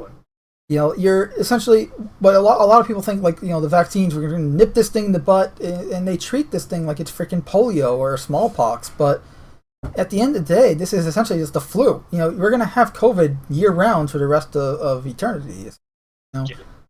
yeah, eventually humanity will evolve to, you know, like say 5 years from now, you know, COVID, you know, human resistance to COVID is probably going to be something like, oh, it's like getting the common cold, right? Where it's like you feel a little down, maybe a fever, maybe a cough and runny nose and all that, lost a sense of taste and smell, and that's it. You know, nothing really extreme in you know, again, this is supposedly in 5 years, but my point being is that this is just going to be, you know, another, you know, seasonal virus. You know, like your, you know, seasonal stomach bug and stuff like that. Like this is going to be normal. This is going to be part of everyday life now, because you're not going to be able to nip this in the butt unless science just makes a complete, you know, instant advancement where we can now destroy all RNA viruses.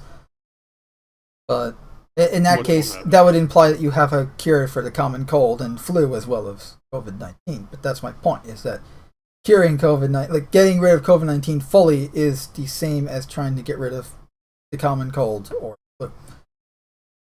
Which won't happen. Anyway, I just wanted to voice this because I'm kind of pissed, because I would really like to go to freaking Comic-Con again. I can't now. Maybe. I'm Well, actually and also too, I'm actually thinking of um, contacting Comic-Con themselves through one of their contact information here and seeing, hey, like, explain, hey, I can't physically, physically cannot get the vaccine. It will kill me. Because pretty much, just get it. okay.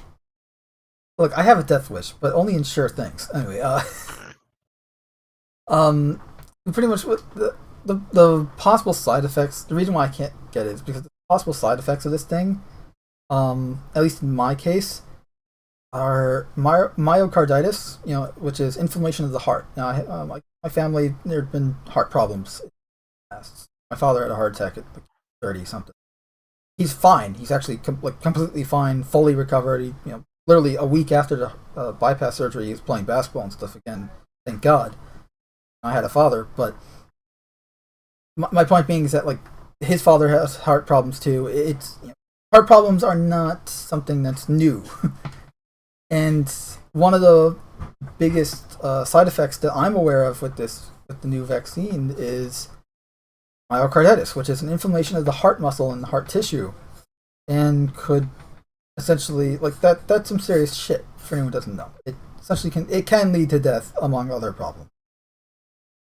My cousin actually had myocarditis when he got the shot, when he got the vaccine. He's fine, thank God, because they got to him in time. But, you know, that's not exactly a still of confidence of, oh, you know, this is something you should get. And besides, there's other things that I'm not getting into. I'm not going to get it for. But it's just, this thing is, it's not even a vaccine. It's an experimental gene therapy treatment. You're telling cells in your body to produce a foreign material so that your immune system can then learn to attack said foreign material. What's to stop your cells from attacking the cells that are producing this foreign material? Which is known as an autoimmune response, which is a very serious problem, because then it leads to your immune system attacking you. Think of it as like a military coup inside your body. Not to interrupt, sorry, but I gotta head out here. Alright. Don't die. He's Alright, dead. Have a good time, guys. Peace. Survive Canada. Yep, I'll try at least. Yeah. But anyway, I just wanted to go on that little rant about why I don't agree with this like again, we're talking. It's not smallpox. It's the freaking flu. But the only difference between this and the flu is it's more contagious and it targets adults rather than children. Really, the only significant difference between COVID and the flu. Oh, and the lack of smell and taste, symptom-wise at least. But like regards to the virus itself, like there's really minimal differences.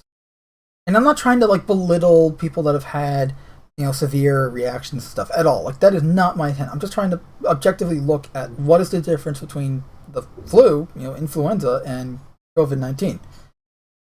Realistically, there's not much. And my point being is this isn't smallpox. This isn't polio. This isn't freaking malaria. This isn't even freaking dysentery. This is just essentially a glorified flu. No, dysentery. Well, dysentery. Whenever I can't even say that with a straight face. And the jokes being that you don't dysentery whenever you want. Screw it. Let's change the subject to Halo just because. So yeah, the Halo stuff. Speaking of, we're going to our roots and not going back. Yeah. Speaking of, we're gonna change things back to they were, right? Because Halo Infinite was supposed to be a spiritual reboot of Halo, right? Bringing it back to classic art style and everything, and it does. It does look like Halo. However, what you see before you in the form of the new armors are not Halo. Here you got Loki meets Cobra Commander, you got Thor meets Cobra Commander, you got freaking Odin here, you got, freaking, what's the character from Skyrim that where this helmet's from? Dovahkiin? Yeah. I used to be an adventurer like you, and I took a plasma grenade to the knee. Freaking Skeletor. He-Man.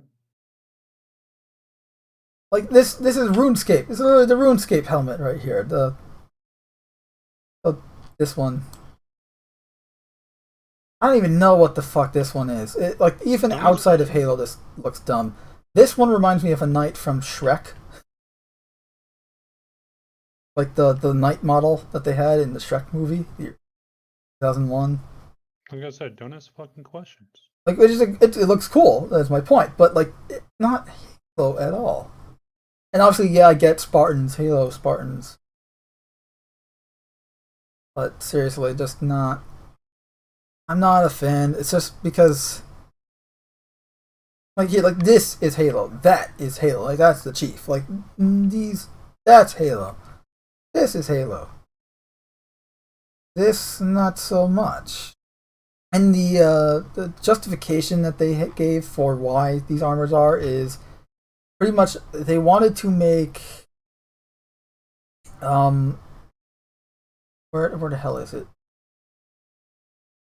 I'm trying to find the specific quote so that people know I'm not talking about my ass. Here, pretty much the guy's been he's always been a divergent way. He wanted to showcase Halo in a deliberately divergent way, similarly to how you have steampunk Batman or those feudal Japan Batman statues that I think Mafex makes, or the Bandai SH Figure Arts Samurai Star Wars figurines, that type of stuff. He wanted to do that with Halo. Now, cool, fine, except that's been done before. There's a video by Rocket Sloth, a channel called Rocket Sloth, where it's titled Halo and Other Games, and it shows you Halo and other games, Master Chief armor, a medieval themed Master Chief armor with a energy sword in, I think, I don't even remember, it was third person RPG, fantasy RPG, I think. I don't remember, but I'm going to pull up the freaking video just because why struggle to explain something when I can just have it be.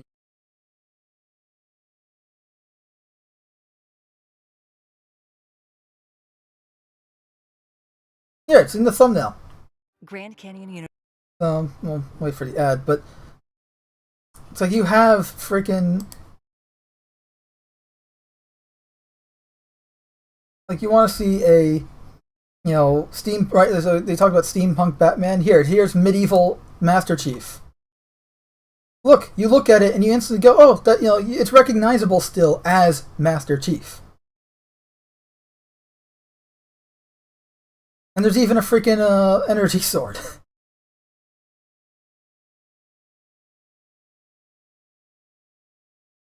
Like that's the type of, like, that's how you do what this guy was describing. He's obviously describing like the Bandai stuff, like that Knight Templar version of Spider-Man that they did a few years ago, or the Watch Your Face version of Batman, like the vampire version of Batman, stuff like that, like where you have these kind of alternate takes on the character, right? Like where you have these kind of just stylized, divergent stylized versions of specific franchises. And yeah, that's all good and fun. Like I've seen some interesting ones, like the steampunk Transformer stuff, where you have like Bumblebee that transforms into a steam engine, and Shockwave transforms into a steamboat, like that sort of stuff. Like, but they wanted to do it for Halo, and again, that's fine. Except if I showed this to people that know Halo on a basic level, like they never played the games, they're not like fans of lore or anything. They know what Halo is. Like if you show them picture of Master Chief, they'll go, oh, that's Halo. But that's as far as they know Halo. I showed them these images. I didn't tell them what it was. I just showed them these images, and they're like, what the hell is this? Because they saw like the snake head one and the one with the multiple faces, and they're like, what the hell? And then I told them, oh, this is Halo, and they're like, that's not Halo. People that aren't even Halo fans, no, this isn't Halo. And again, the point is that, like, you wanted to do this divergent take, right? Like this, steampunk Halo or something like that, or medieval Halo. Been done before. Looks like this. Obviously, this is just literally just the Arbiter and Killer Instinct, but like here's freaking, I don't even know what the hell this fucking is. Here, the Master Chief's helmet is in Destiny.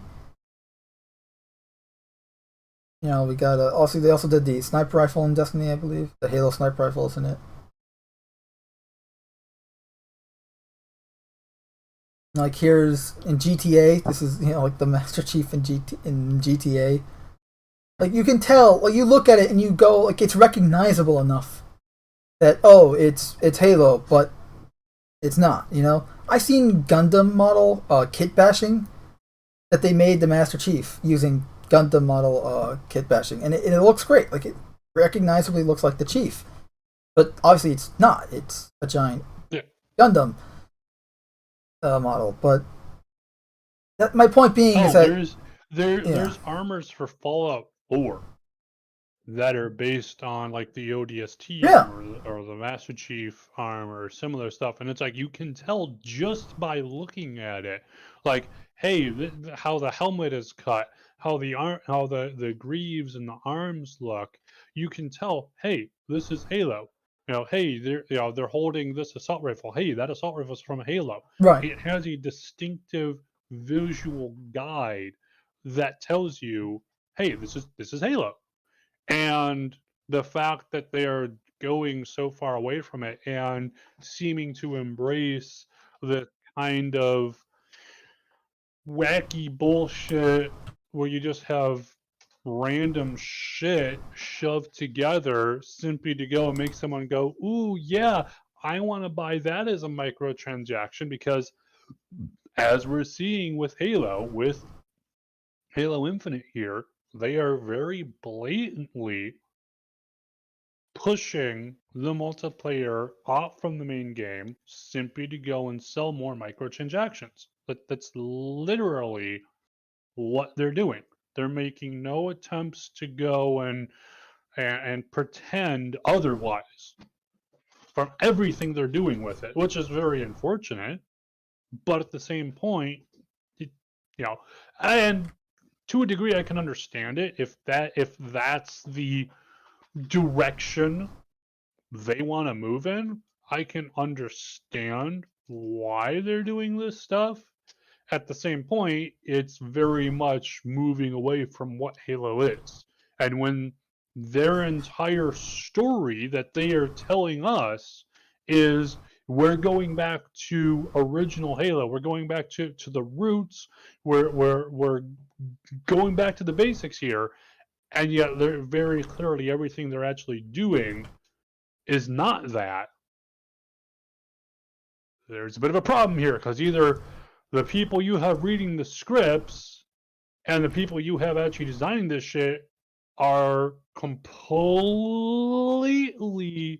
removed from each other and have no idea what the other is doing, or they're blatantly lying about what they're doing and hoping that too many people will just not notice and just hand over their money, believing what they say. At least that's my take on it. No, I think it's nonsense. Like you have, again, like some of these are literally just like freaking Skyrim, like helmet. Like they look like they just kind of ripped them right out of Skyrim. You know, like this guy looks like a Power Rangers villain or like something out of World of Warcraft. Or like literally, they were like, "Hey, here's the helmet from Skyrim. Go and just go and make that in our editor." Okay. You know what? And that's the thing is like here you have these again. They're cool looking helmets. They're just not Halo. And just because you throw the Halo 3 shader or the Halo Reach shader on them doesn't make them Halo. And that's and I know a lot of people are like, oh, but they have the toggle, so you don't have to see them in gameplay. I'm not talking about gameplay. Like, yeah, the toggle is great. I'm all for that. I'm not talking about toggle. I'm not talking about gameplay. I'm not talking about seeing these in game. That's not my problem. You know, and also the toggle is not there in Halo Reach, so that argument's a little void. But my problem is that, you know, Halo the Master Chief Collection right now, as it is the only way to play classic Halo games. I'm talking Halo CE, Halo 2, Halo 3, Halo, even Halo 4 now, and Halo 3 ODST. It's the only way to play these games online, whether it be multiplayer, matchmaking, firefight, or co-op campaign. The only way to play these games now is through the Master Chief Collection. Because they're shutting down the Xbox servers. I think they did it already, or they're doing it, I think, in December. This December, so in a few months.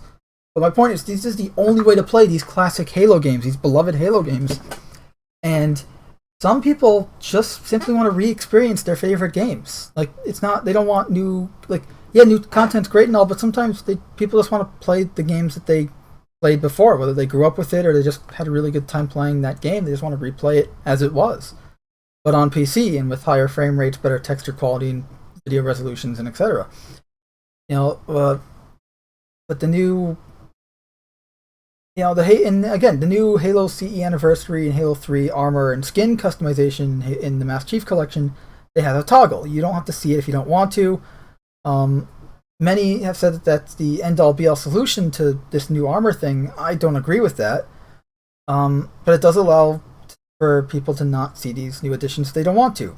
Again, Halo Reach doesn't have that feature, and yeah, it means that you can see some really funny campaign cutscenes where you have like the Skeletor helmet or the whatever Plague Doctor and what have you. But you know, it's multiplayer is going to be the same thing. We're going to have people running around, and I'm not so sure everyone wants to see that, especially given, at least in my opinion, Halo Reach was, I think, Halo's visual identity's peak in terms of its fidelity. Like the texture quality and just the art style as a whole, I think, peaked with Halo Reach. And then started downhill, because I love the grittiness and the colorization of Halo Reach. Definitely the best version of the Pelican. But yeah, it's kind of annoying, and I get they want to do this whole, you know, like as the guy said in the article here, you know, he wanted to do, you know, steampunk Batman, right? But for Halo, here they want to do Norse mythology with Halo, right? Or Greek mythology in the terms of the Spartan helmets here, and that's all good and fun, except they don't even look like Halo helmets. You know, like many are right. And I know I'm not alone on this. Again, like, Halo right now has a visual identity crisis. It's at risk of losing its visual identity again. And that's why I feel this is a topic worth bringing up. Many are rightfully so concerned with these additions to MCC. And again, the helmets are cool, but like, they're not Halo helmets. 343 Guilty Spark would be saying absolutely unacceptable. They're not Halo. They don't match the overall design aesthetic of Halo. They don't match the visual identity, the art style. And as we've been saying, Halo's always had a very unique look to it. It was always sci-fi, this realistic militarism, balanced, equally balanced out with sci-fi. You had things like the rifles and the guns of Halo, specifically the UNSC stuff. Like they looked like something they looked grounded enough and like close enough to realistic modern day weapons that you can go, oh, that's a gun. But at the same time, they had a sci-fi flair to it, like the ammo counters and the large magazines and stuff. That you go, oh, this is it's a gun in the future. Like that's Halo. Halo's always been about that. When it's sci-fi mixed with grounded military realism or realistic militarism, I should say, because that would mean that it's realistic, which it's not. But anyway, Halo's always had a balance between that. 343 obviously went full sci-fi when they took over, and now they're just going full fantasy, which Halo's never been fantasy. It's always been sci-fi, if anything. Space opera type stuff. Details. Like Mass Effect. And Speaking of, who can wait until EA completely fucks that up, huh? Yeah, but Mass Effect 5, supposedly supposedly it's going to be in the Unreal Engine 5, but Yeah, whatever. I don't think that's going to fix it.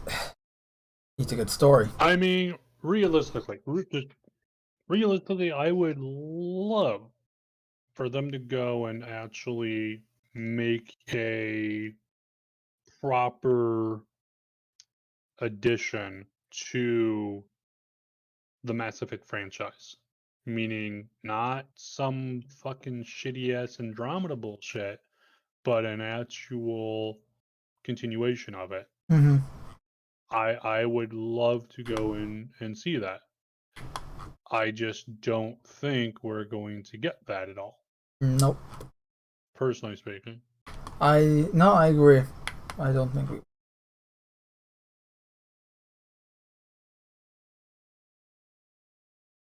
It's a little too much to ask, I think. Unfortunately, we're expecting these people, EA of all people, to actually do that. These people. Do me. And I've heard people defend the armors where, specifically, I think there's an Ubernick video that says, and I'm quoting here because actually I wrote this down. I do honestly believe that most people complaining probably don't actively still play the game regarding to MCC, and referring to those of us that don't like the new Skyrim and RuneScape and Cobra Commander and Norse and Greek mythological armors. And I've been playing a lot of Halo 2 Anniversary lately, so I guess I don't exist. People Exactly. most of the people I've heard complain about the new armors are people that I've played with or have played at least within the last 6 months. Am included. Ooh, well, where that guy owes me money. Yeah, me too. And it's like, I don't think I've talked to anyone who, obviously I've talked to people who haven't played Halo ever that don't like it, but in terms of MCC specifically, most of the people I'm talking about that don't like these armors for the reasons that the same reasons that I don't like it are usually people that play the game right now, are currently playing.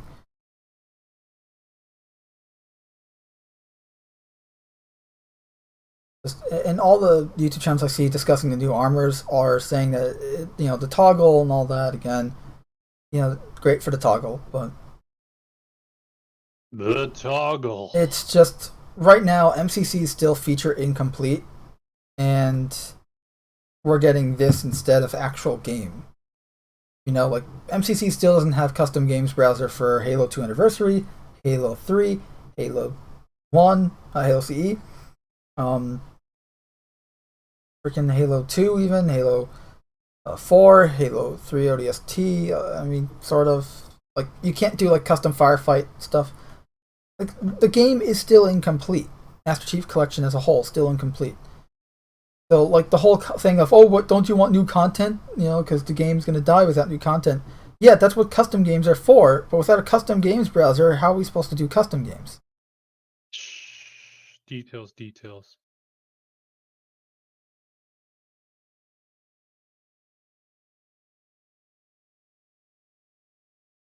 You know, like previous Halo games were still alive and kicking because of custom games. You know, it was Halo's natural lifespan extension versus the artificial ones that 343 tend to prefer.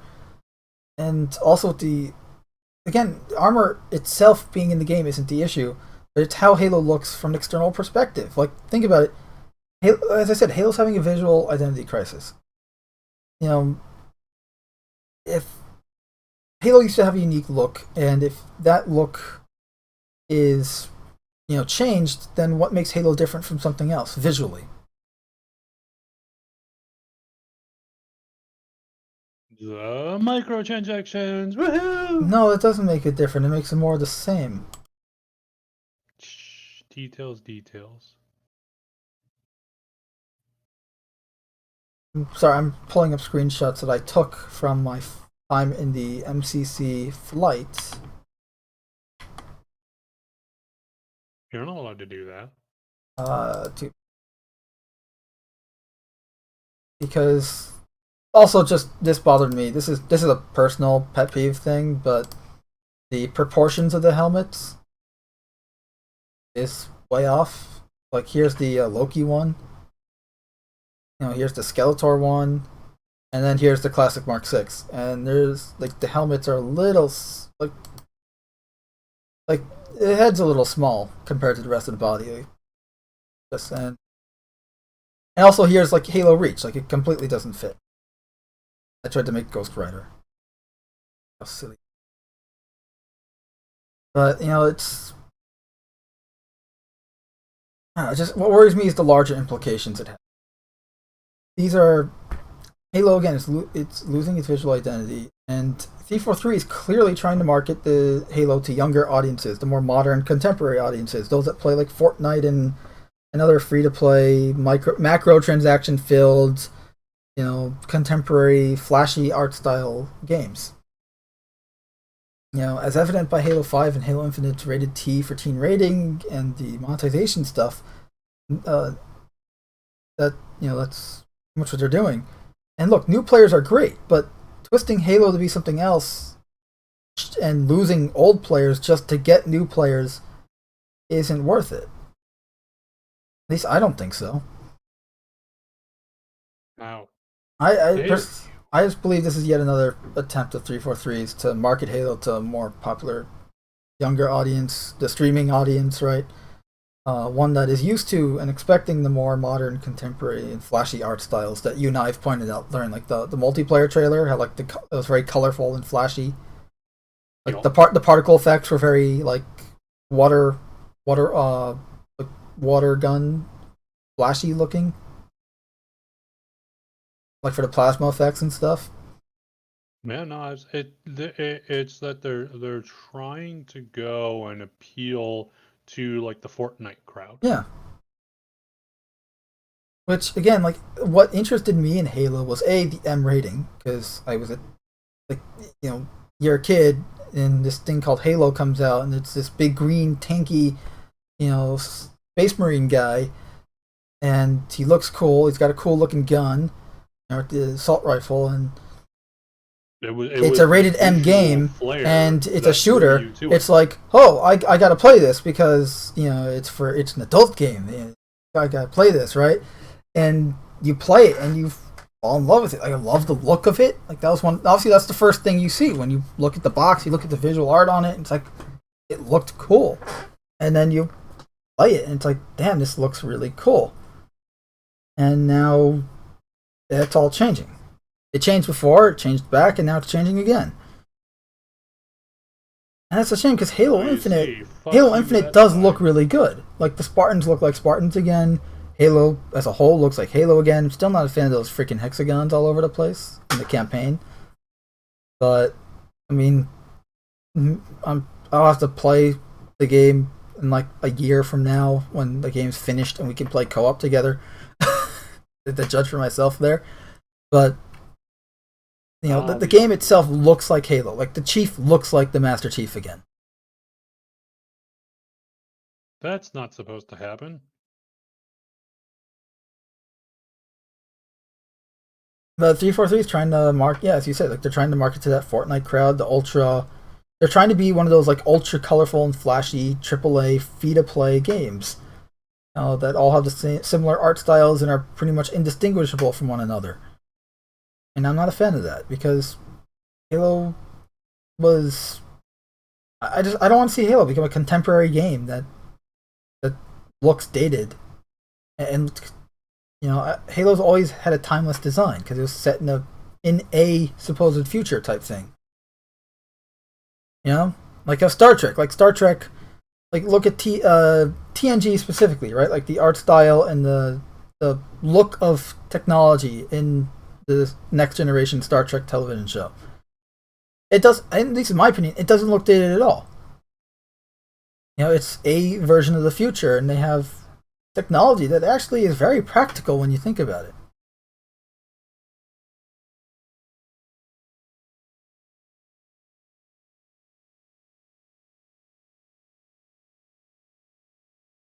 They also added poses alongside these new armors, which are some of them are cool, but again, totally pandering to the free-to-play crowd once more.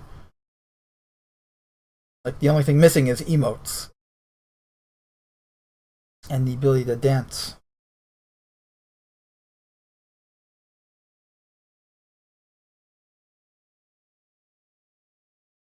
Like we can only just like judge all these helmets, but we've done that already in our Discord for anyone that's in there. We've talked this topic in circles. Yeah, like for anyone who's in our Discord, we've talked this to death. So, well, even just right now. Yeah. I mean, how long have we been talking in circles about it? We've been going on for a little bit, now? Yeah. And that's the thing, like it sucks because we're seeing the same shit happen over and over again. So. It's hard to avoid, you know what I mean? Like, deja vu. Halo's losing its visual identity again. It's a day that ends in Y. That's it. No, it's unfortunate.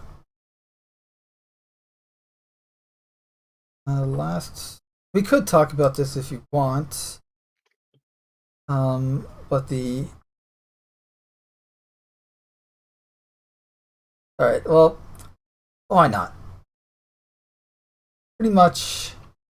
Why not? I think you mean. So, just before we get into this topic, we've been saying this. The two of us specifically have been saying this for years on this channel and just in general, like in discussions with others and other. How you look at a woman in like some of the stuff like the newer Star Trek stuff and the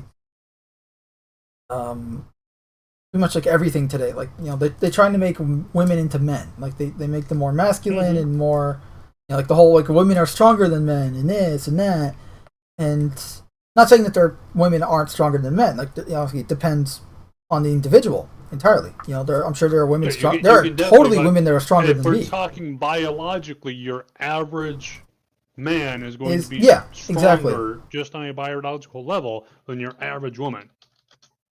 Right. And so this article here is pretty much saying the exact same things we've been saying about how, escapism is no longer escapism and how they've been trying to, enforce political agendas and political correctness bullshit into escapism, making it no longer an escape. And, changing what a woman is and what a man is and how we have to, essentially how men are evil and white men are evil and blah, blah, blah, blah, blah. Now it's happening in non-escapism stuff. And an article here says, I am person, hear me roar, making fun of the whole thing that the ACLU's Orwellian editing of Ruth Bader's quote in an attempt to erase women, like the sex of women. And I'm going to say something very controversial right now, but what else is new? There are only two sexes in the world, men and women. The reason for this is, well, really only God knows, aside from the fact that we know it's for procreation. And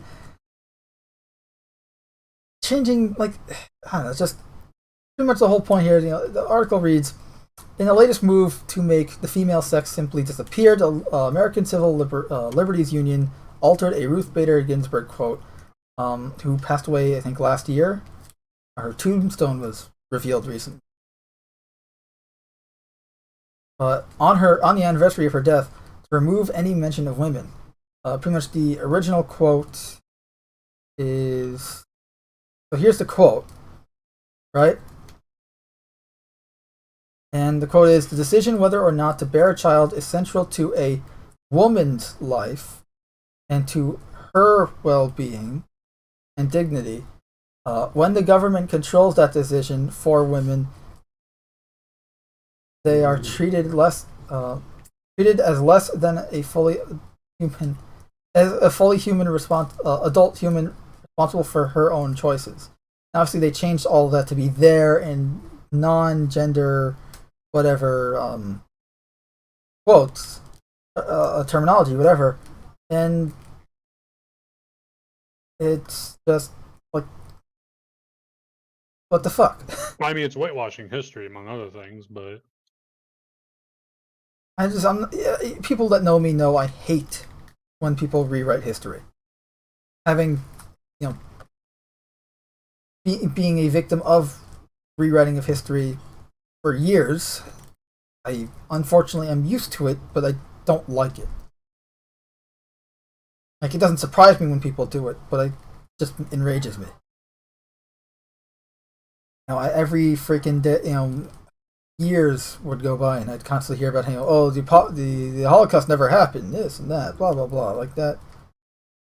I lost family in the Holocaust. I almost didn't exist because of the Holocaust. That you're gonna tell me it didn't happen? Okay, but now you're having it with everything. It's not just one specific event or two specific events. It's now with just human beings' existence as a human being now being.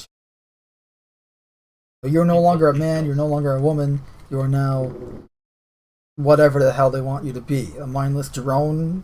You are now simply in service to your country as we demand. You must turn yourself over to the state. I mean... don't threaten me with a good time. Yeah, don't give them any ideas, right? That's it. That the ACLU account tweeted the decision, we read that, it's Orwellian to rewrite history and remove inconvenient but real references. Yet even the statists and authoritarians of 1984 understood that women existed and were unique from men. It's grotesque to write women out of history as if we don't matter, and just as it is the same to write men out of history. Works both ways. Thing.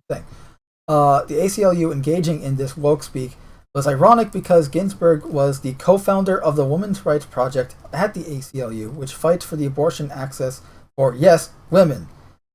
And not to be all whatever, but I mean, unless, men get pregnant a la that one Arnold Schwarzenegger movie, however the fuck that happened,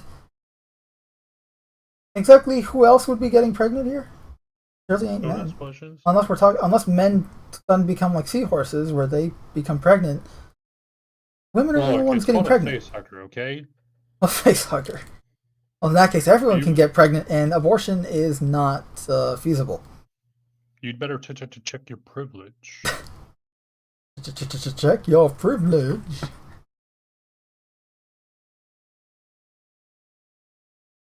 Anyway.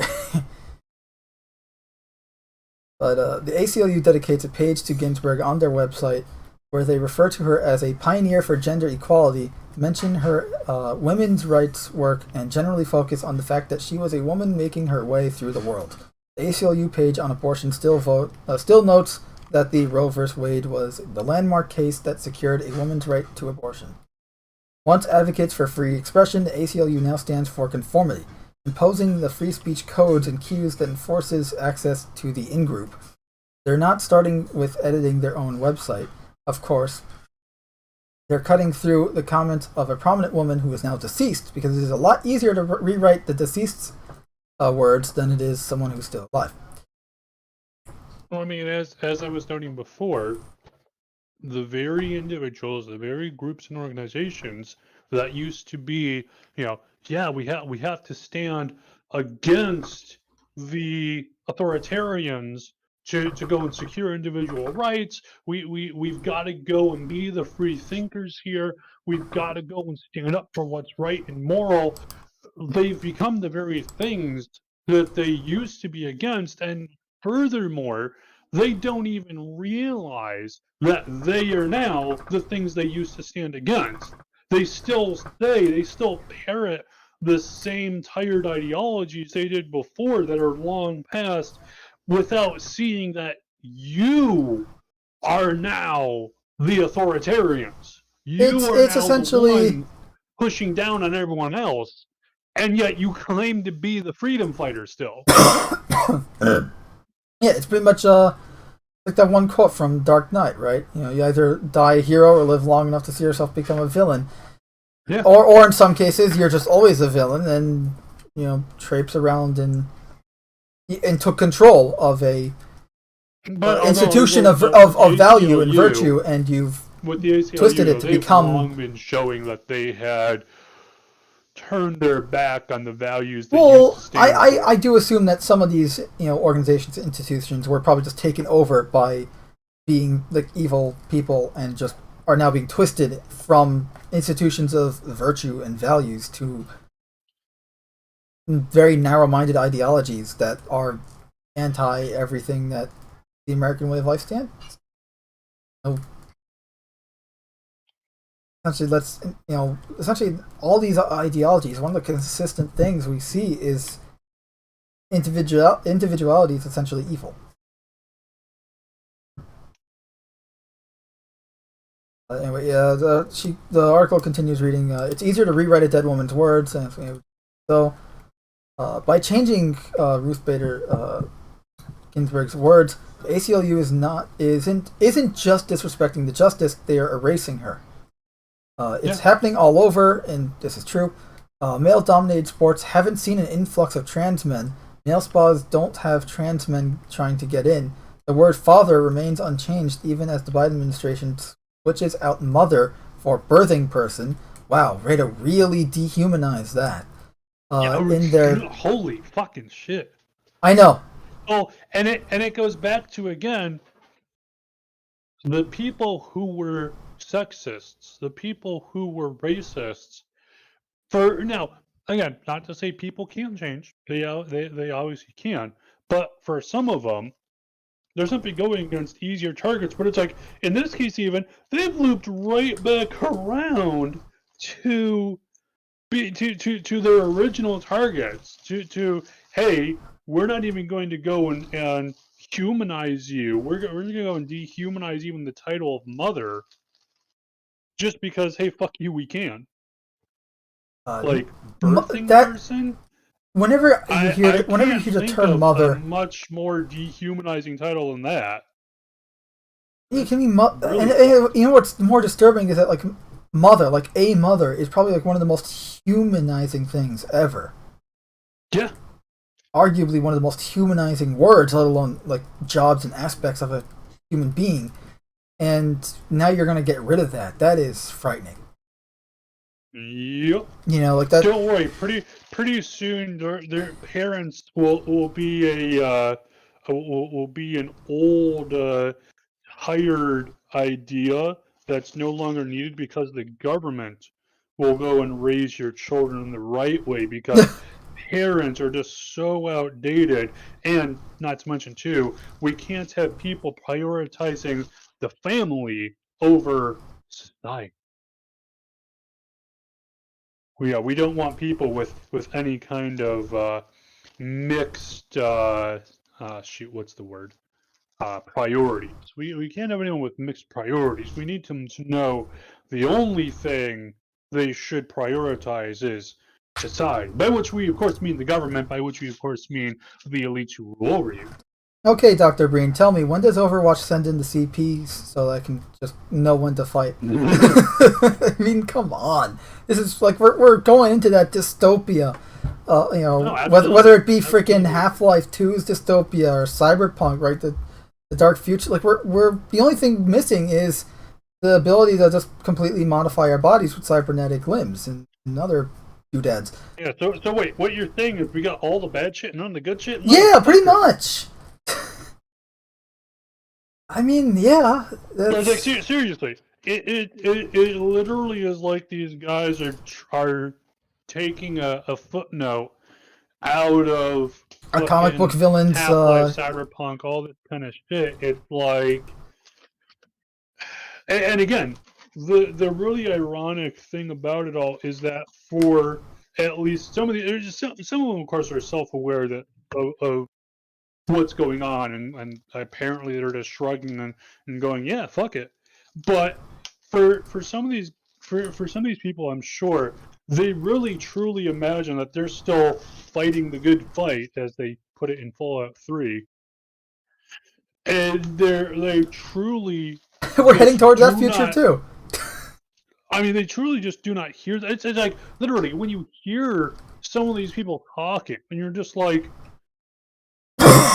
you must not be able to hear yourself, because if you did, and if you had more than 2 brain cells to rub together here, you would hear how, 1, terrifying you sound, and 2, how what you say completely contradicts yourself, let alone past things. I mean, yeah, like look what's going on. We're going towards that Fallout future too. The only thing missing is, the lack of resources and eventual nuking of the world thanks to China and the US. But don't worry, what need do we have for things like facts when we have the government? And you want to hear something else scary? The mRNA technology that's used in the vaccines? Now, this is completely in theory and based on my own research, so take it, as you will. So you're mad science. Pretty much, my little tin hat and my Dr. Farnsworth goggles. Like the 5-inch goggles. The mRNA technology, which was, again, this was something that was supposed to be like one of the prospects of this tech when it was being developed was like, oh, it can cure cancer, right? Or at least be used as a treatment for cancer that doesn't involve chemotherapy. I mean, technically anything that involves liquid going into you is chemotherapy, but it involves radiation. So it has a less likelier chance to kill you than to help you. But as opposed to this actually could be used as a way to realize the forced evolutionary virus from Fallout. Because the point of mRNA technology is you're altering a cell's genetic code by giving it new instructions to then produce something else in the cell. What's to stop someone evil from getting a hold of this tech and using that tech to make the cells do something else or completely rewrite the cells entirely? We as the government would never ever do something like that. But you can see where I made that leap. You can see where I made that leap where it's like, oh crap, the FEV is actually somewhat possible with this tech in theory, or at the very least close to. Silly rumors. That's a little scary. Should we be on the lookout for giant green monsters anytime soon? I'll get the 50 cal. I'll get the laser rifles. Make sure to pack all the batteries. If you find a plasma rifle, it's yours. Oh, yeah. This whole thing, like they're turning mother to birthing person, like way to might as well just call them. Honestly, that's pretty fucking inhumane. That's inhumane. It's inhumane. Mad Max film. Yeah. Honestly, no, Mad Max still calls them mothers. Well, it'd be something I would expect like a villain to say. No, I know. I totally get like the dehumanization of something. Yeah, that type of dehumanization of treating like a woman or just a human being, a fellow human being, in such an inhuman way is something you'd see out of a Mad Max film or some bad comic book or plot. like Resident Evil. Yeah. Or Fallout. Shit, even Fallout might not go. Well, The Slaves. no. Eulogy Definitely some Jones. organizations would, but it depends who you're talking to. But my point being is that like this is something out of a freaking sci-fi plot, and it's becoming reality. That is not good. And it's not even a good. It's not like the good stuff. You know, it's not like the cybernetics and you know the advancements in science and technology that will better mankind and all this, or the Star Trek stuff where we become a utopia. This is all the bad shit. Of course. Well, and like I said, it seems like the people who are driving this stuff don't even have the self-awareness to realize. At least some of them full well are 100% on board with it, eyes wide open and all that. But with some of them, especially some of the like spokespeople and stuff, it's like you gotta wonder. It's like, dude, how far up your ass is your fucking head that you don't even see that what you're doing is not in any way, shape, or form good? Seriously. It's ego, and it's also the fact that they probably don't care. It's all, for them. Better. You know, for them, it's all about the power and Yes. whatever that they have. Because, like, look, and here's the thing: is like, if the last year and a half, the last 2 years have taught us anything, it's we can't trust any of these in power at all. All the experts are frauds. Essentially, that's what they taught me. Look at, for example, and I knew that current already. COVID restrictions going down in, for example, New York, to where, oh hey, if you are a regular person, you have to go and abide by all these rules. However, if you are a politician, then you are exempt. And it's like, it's the classic. It's the classic. Do as I say, not as I do.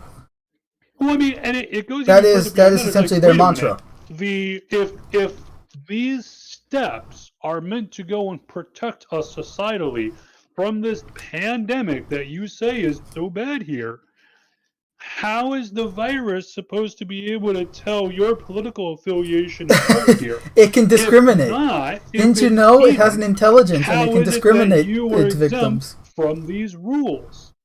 That's the thing. It's like these actions must be done to protect us all. Even the stupid restrictions from early on during the COVID stuff, like, you know, this time around last year, where it's like, oh, you know, restaurants or whatever can only be open from the hours of, I think it was like 5 to 10 or 5 to 8 or something. Like, essentially, you had to be closed by 8 or 10. Bars had to be closed by 10. Restaurants had to be closed by 8 or whatever it was. And my father and I were just sitting there when we were reading these, and we're like, does the virus work on a clock? Like, how's it know? Like, does the virus have a watch that it knows the time? Like, what do the time restrictions mean? Like, they don't do anything. The virus isn't working on a clock schedule like a human being.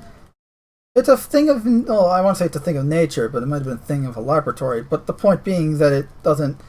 It's not an intelligence guiding it. It is just a. So having time-based restrictions really isn't going to go and change much. No.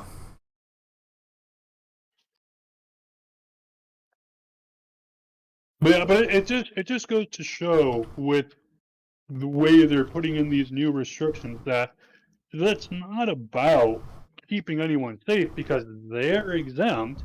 It's all about control. Yep. And fear is an extremely effective method of control and motivation, which is why we're seeing fear being used. Like, that's why my father and I both call it fear porn regarding all the virus stuff, all the COVID stuff, because that's what it is. Like, you talk to someone who's reading, obviously, from different sources that you and I are, and they're going to tell you that the virus will kill you. When it may not. Depends on how well you're treating yourself. It depends on so many variables. So many goddamn variables. One thing we were hearing though, as they were talking all last year about the pandemic, and one thing I'll note to you before we go too deep into this stuff. Yeah. I'm not saying, because of course nowadays everything has to have caveats.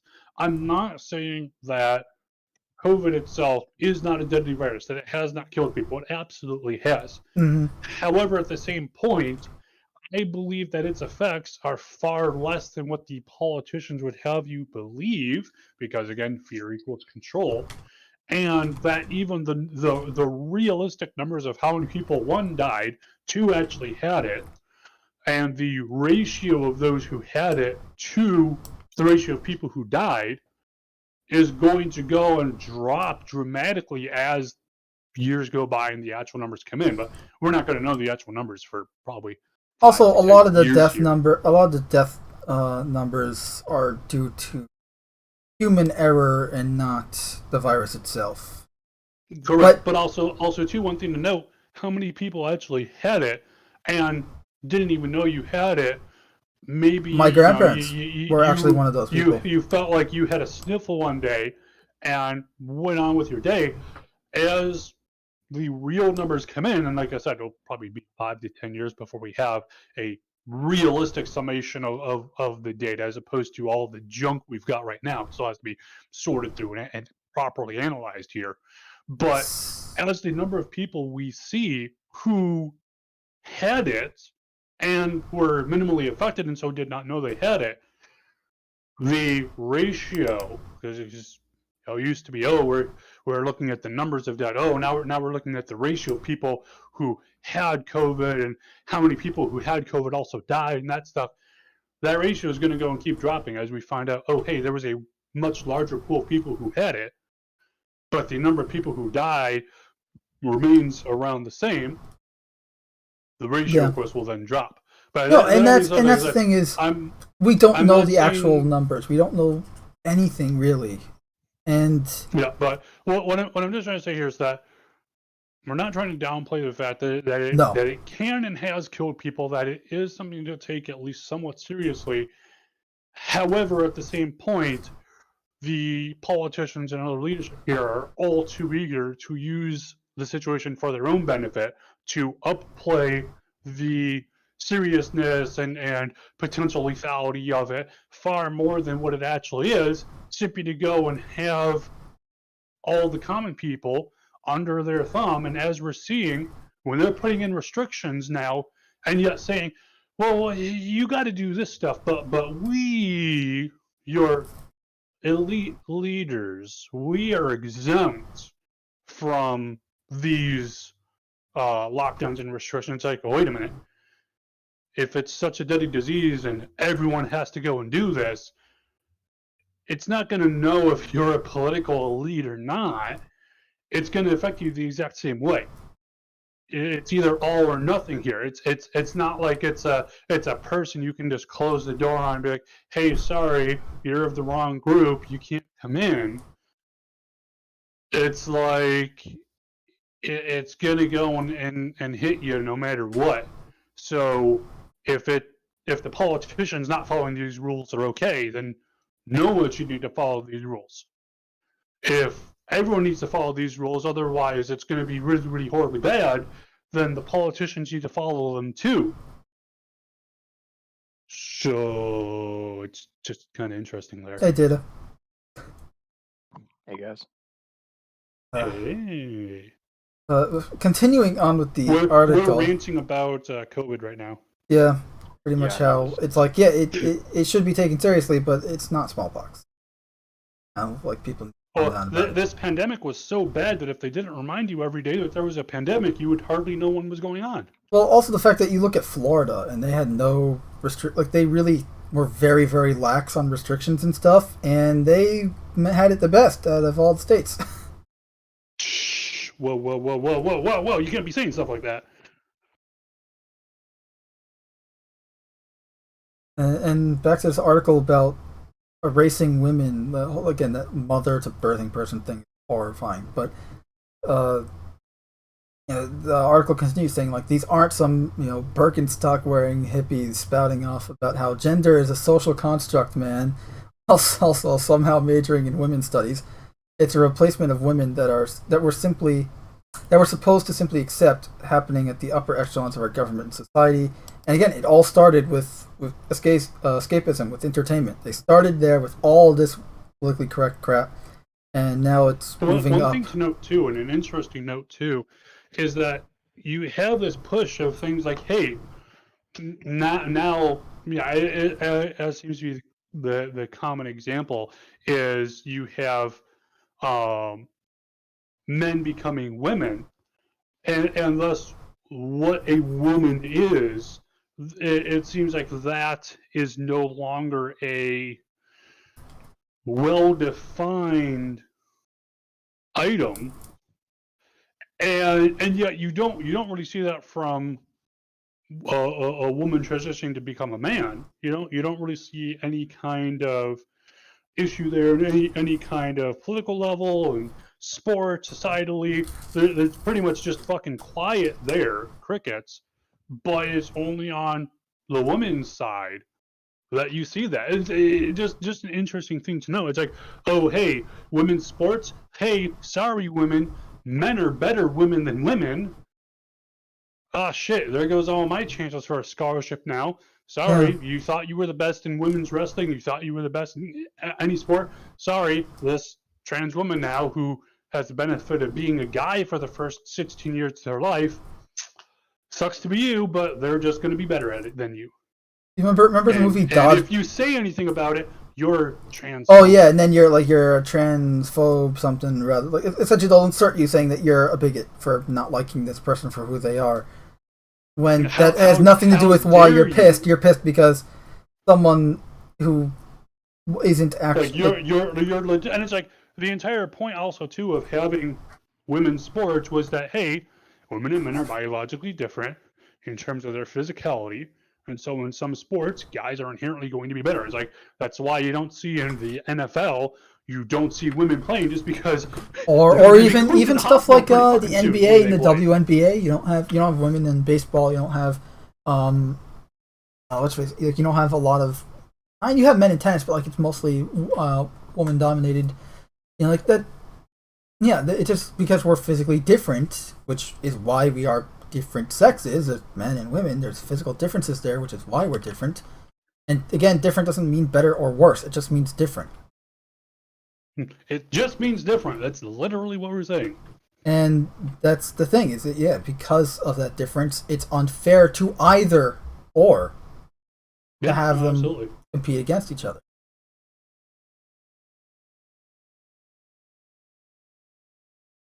The article, the last thing the article says pretty much, when the Office of Management and Budget Deputy Director Shalonda Young was asked about the birthing person usage, which is their new replacement for the word mother, which is disturbing as hell. Yikes. Yeah. We think our language needs to be more inclusive. Isn't that exclusive? No, it doesn't. The author of the article says, I'm a woman who birthed children and became a mother. Those words mean something, and I'm not about to surrender them on some altar of wokeness to be polite. There's nothing inclusive about erasing women. The term is core. The term that is core to our identity is being replaced with something else. Nothing about that is okay, and no woman should stand for it. Ruth Bader Ginsburg wouldn't have. Yeah, that's a strong way to end the argument, which is true. Like, I know, absolutely. This is extremely disturbing, and I wanted to put some light on it. Just thought it. You were thinking again? Was. I know. I set the house on fire because of a lot of smoke. Okay.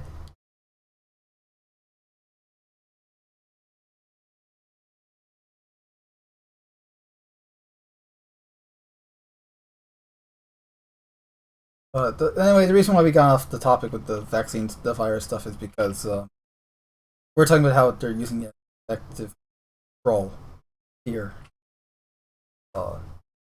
with everything going on. I mean, hell, look what not the Cam. Don't take us off topic. they used the whole vaccine mandate recently to kind of sidestep and distract everyone from another issue that's going on. Well, technically not just in the States. It actually happened elsewhere in the world.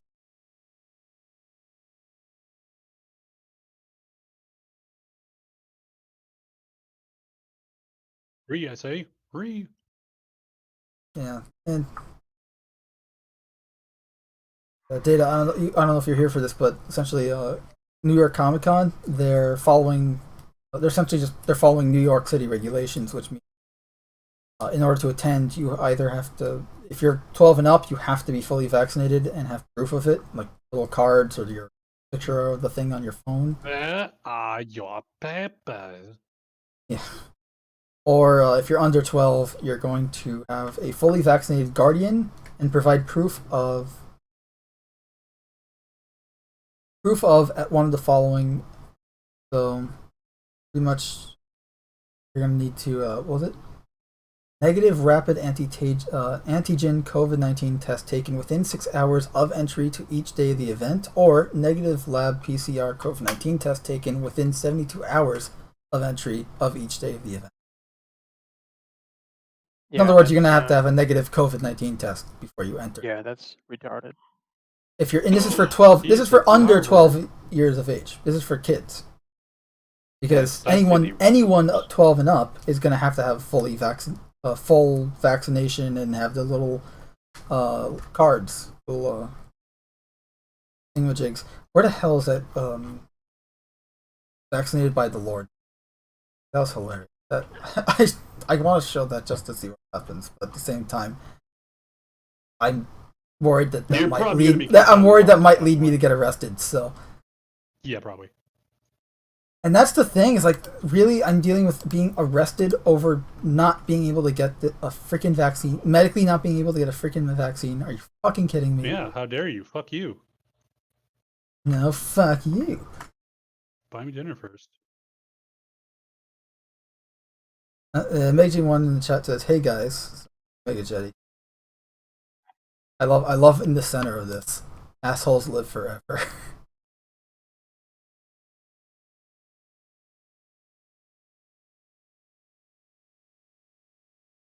Yeah, pretty much. At this time, we anticipate that everyone entering the Javits Center over the age of 12 will be fully vaccinated. Blah blah blah. Fucking sucks. Sir, please watch your fucking language, thank you. Stupid city rules that make no. Also, what's great is it's not just the vaccine stuff. Face coverings too. So everyone who's entering Comic-Con this year is required to wear an approved face covering while attending New York City Comic-Con. For more details, requirements about face coverings, please here. That in a sec. Please note, based on current local and venue health guidelines, this policy applies to all attendees, including cosplayers, exhibitors, guests, artists, and staff. Now, the question is, will we actually see the guests, artists, and staff wearing the masks? Well, you see, fuck you, that's why. Or is it just gonna be like where all the guests and the panelists are just not wearing masks, but everyone else is? Like at the Met Gala. Costume and cosplay. These policies apply to cosplay and costume pieces. Face coverings must be visible at all times. For this reason, headwear and cosplay pieces which cover the face in a manner which does not visibly fit the face covering requirements will not be permitted. We appreciate your understanding. So probably if you're wearing a full face mask, the way they worded that, I don't know if that's going to be.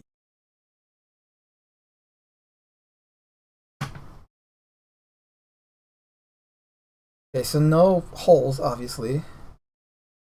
No bandanas, so you can't go like a cowboy or something.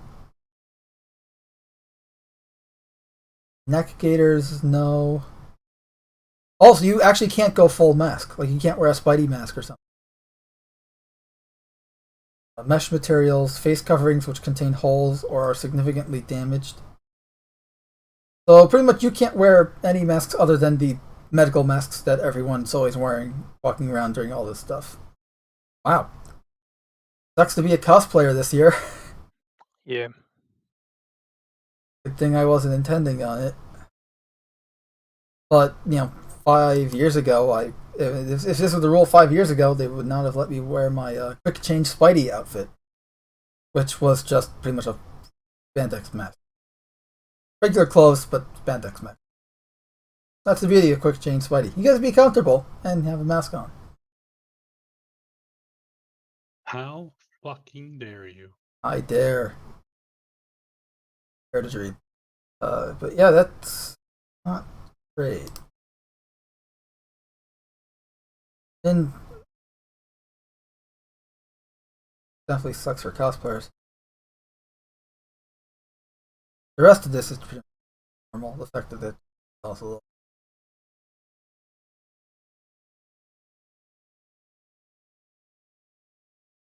The vaccine.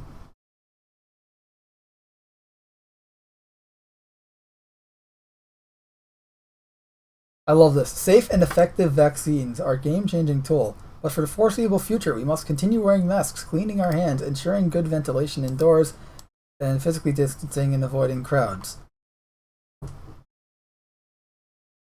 Okay, one, the masks have been proven to not be very effective in preventing the spread of COVID. I think something like 10% effective, which is really not that effective. And there's really no science for it either, because it's not a. I know there is some, but it's not. It's been proven to be false. Like obviously the mask, like you're covering your mouth and nose, so you're not. If it's a proper surgical mask, then it Right, will have some obviously, effect, but we're not talking about the anything proper under surgical mask. that- We're talking about like the blue masks. if it's just a piece of cloth. it Oh, does those are nothing. worse. I was referring just to those those blue face masks, the one dust like mask? the folding, the disposable ones that are made in China.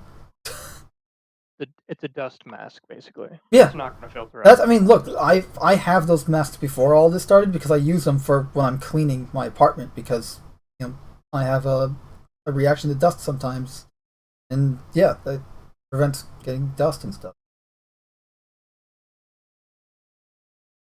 Also, a little anal about something. It's like yeah, I have it for that, but that's really all it's good for.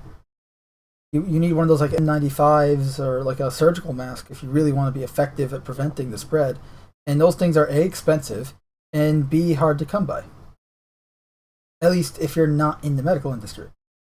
Or in the industrial industry, because those masks are also used by workers. They're used by kitchen staff and, well, not kitchen staff, but like food manufacturers. The staff at those plants will wear those types of masks, along with like hairnets and gloves and everything.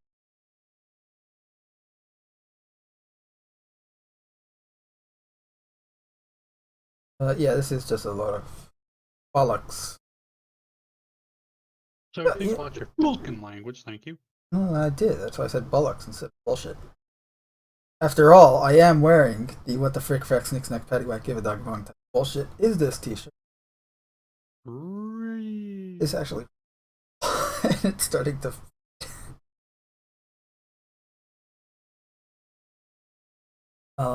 but yeah, right now I'm kind of scrolling through the annals and screenings to see what the hell I'm in for if I do end up going to come.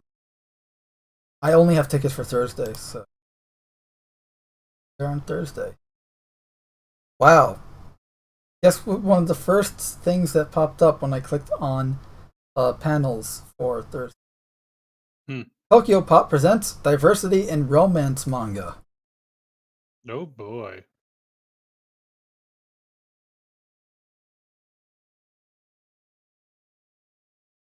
Actually, you know what? Let's see. Who are the freaking guests this?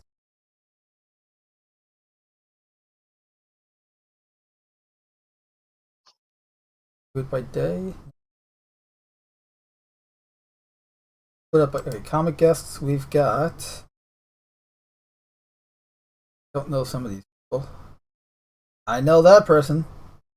Alright, Chris Claremont's going to be there all days. That's pretty cool. X-Men and Fantastic Four legend.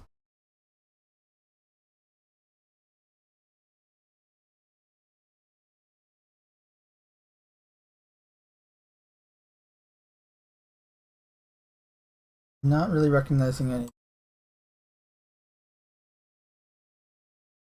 Scott Snyder I recognize. He's done some stuff. Not the best, but it's better than everything else that they. Ooh, George Takei is going to be there Thursday. Oh I'm pro- my. Oh my. Yes, I had to. Who else is going to be Thursday? Really? Or James almost is going to be there.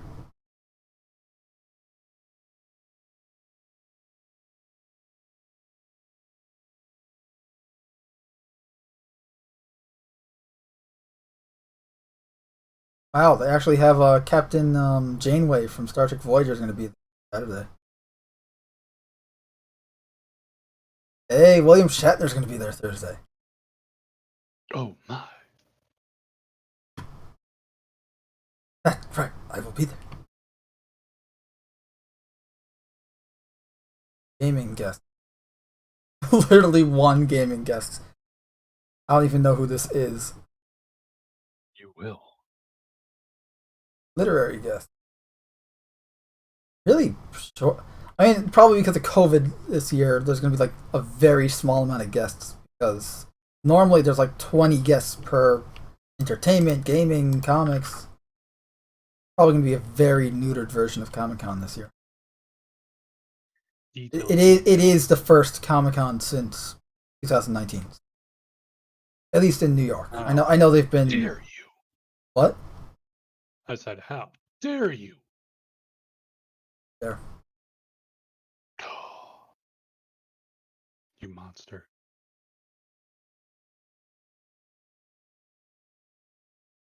Well, hey, they are doing Artist Alley. Good.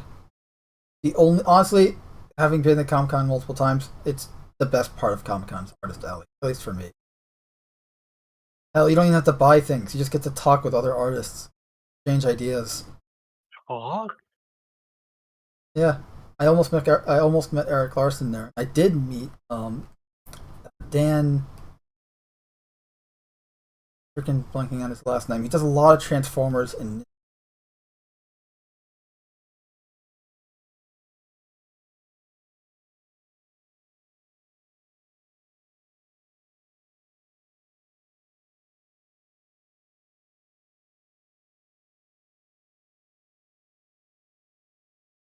Can actually apply.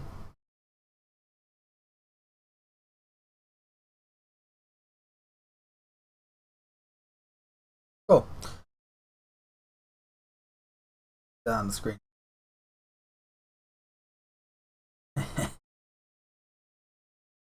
Well, I think that's it. Unless, Data, you have anything? No, I just popped in to say hi. We haven't talked in a while. Yeah. What's up? That's my fault mainly. Been really hectic with all the holidays. Which should end this, like, pretty much next week, like next Sunday. Back to normal, no more holidays. Try weekly podcast stuff again and play Star Citizen again and be able to play any game, really, again. And be able to play a game in like, order.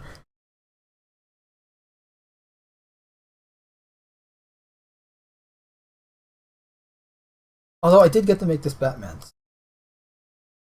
Na rat man. Okay, now I'm curious. Is there an actual Ratman? Guarantee it. Batman.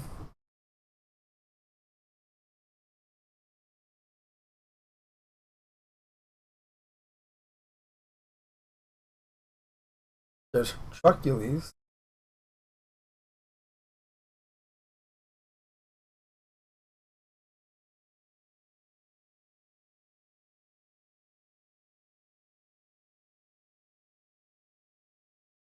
Excuse me. Oh, I just forgot. We wow. Okay, so I'm assuming the next episode of Cast in Shadows is probably going to be October 4th. Yeah, that's just going to be Star Citizen and nothing but. We got a lot of Star Citizen to cover. All the medical gameplay stuff that's come out in the last like 3 weeks that we've been off the air.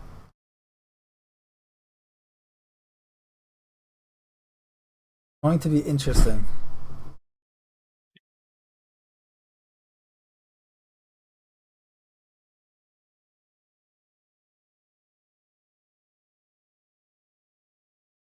That's really.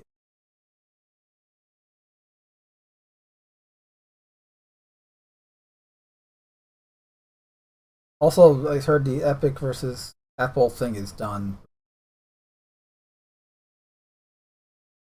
Yeah, I think that's it. Anything else? You guys want to? Nope. Nope. All right.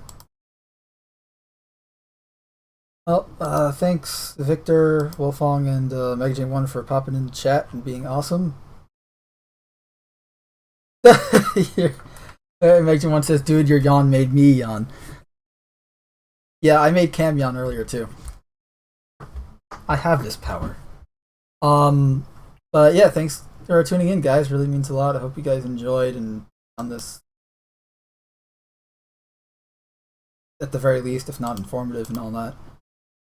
If you guys enjoyed, give the video a like, thumbs up. If you didn't, give it a thumbs down. Tell us why you didn't like it in the comment section. Want to support the channel, obviously, subscribe, and check out our merch store, which is currently loading for right now because T's slow pain in the ass. Got all sorts of merch and stuff, and working on some stuff like the Batman that's on screen. That's actually still a work in progress.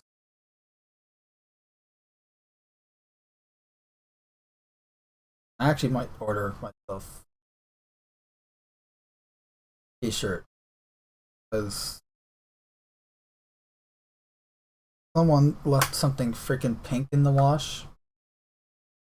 You're welcome. And my What the Frick for X Nick's Neck Patty Whack Dog Bone t-shirt is the steel color, which is awesome, by the way. I feel full credit for the phrase goes to Cam, but because it was his idea entirely. But yeah, Patch, pretty much imagine this shirt, but there's like some weird pink stains on like across the chest and like at the bottom. Because someone left some pink shit in the wash, not like me, like whoever would last use the machine, and now it stained. Sucks. But it's still a comfortable shirt. Or is it? And besides, nothing bleach. But it can't get rid of the memories. Or can it? Hey, look, you do enough drugs. Let's test it by drinking it. Oh, while I drink this, enjoy your... Okay, yeah. Alright. Now that, What could possibly go wrong? Hey, Data, should we test out that new outro? Or the intro music? I had an idea, by the way, of the visual for it. Yeah. We can have... Essentially, we record the four of us. You, Cam, and Coolio standing... we can get call sign if he wants in as well. I just don't know if he's going to be able to get in game. But we can get us standing on like a mountaintop as, in Star Citizen as the sun starts to rise, right? Except as the sun starts to rise, because first we're just silhouettes across the stars, and then as it rises, we're shown to be facing the wrong way. and we realize, and we turn around, and then that's the end. I mean, sounds about right. Yeah. Obviously, it's not going to be real time sunrise because that can take anywhere between 10 to an hour, 10 minutes to an hour in Star Citizen, and be sped up to match the audio. But I figured it'd be cool. Yeah, At the very it's, least, funny. Trying, yeah. Which I think this is the music file, maybe.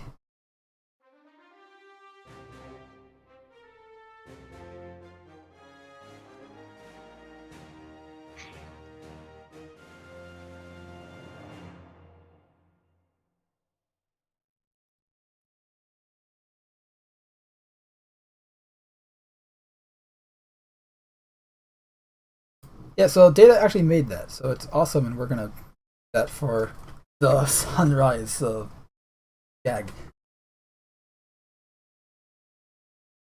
Alright, well, links for everything in the description below until I guess next show will be next Sunday, actually. So Yep, October 3rd. And after that, we're back to normal schedule. So every Sunday, Monday, and Wednesday. So, that'll be it. Take care, guys.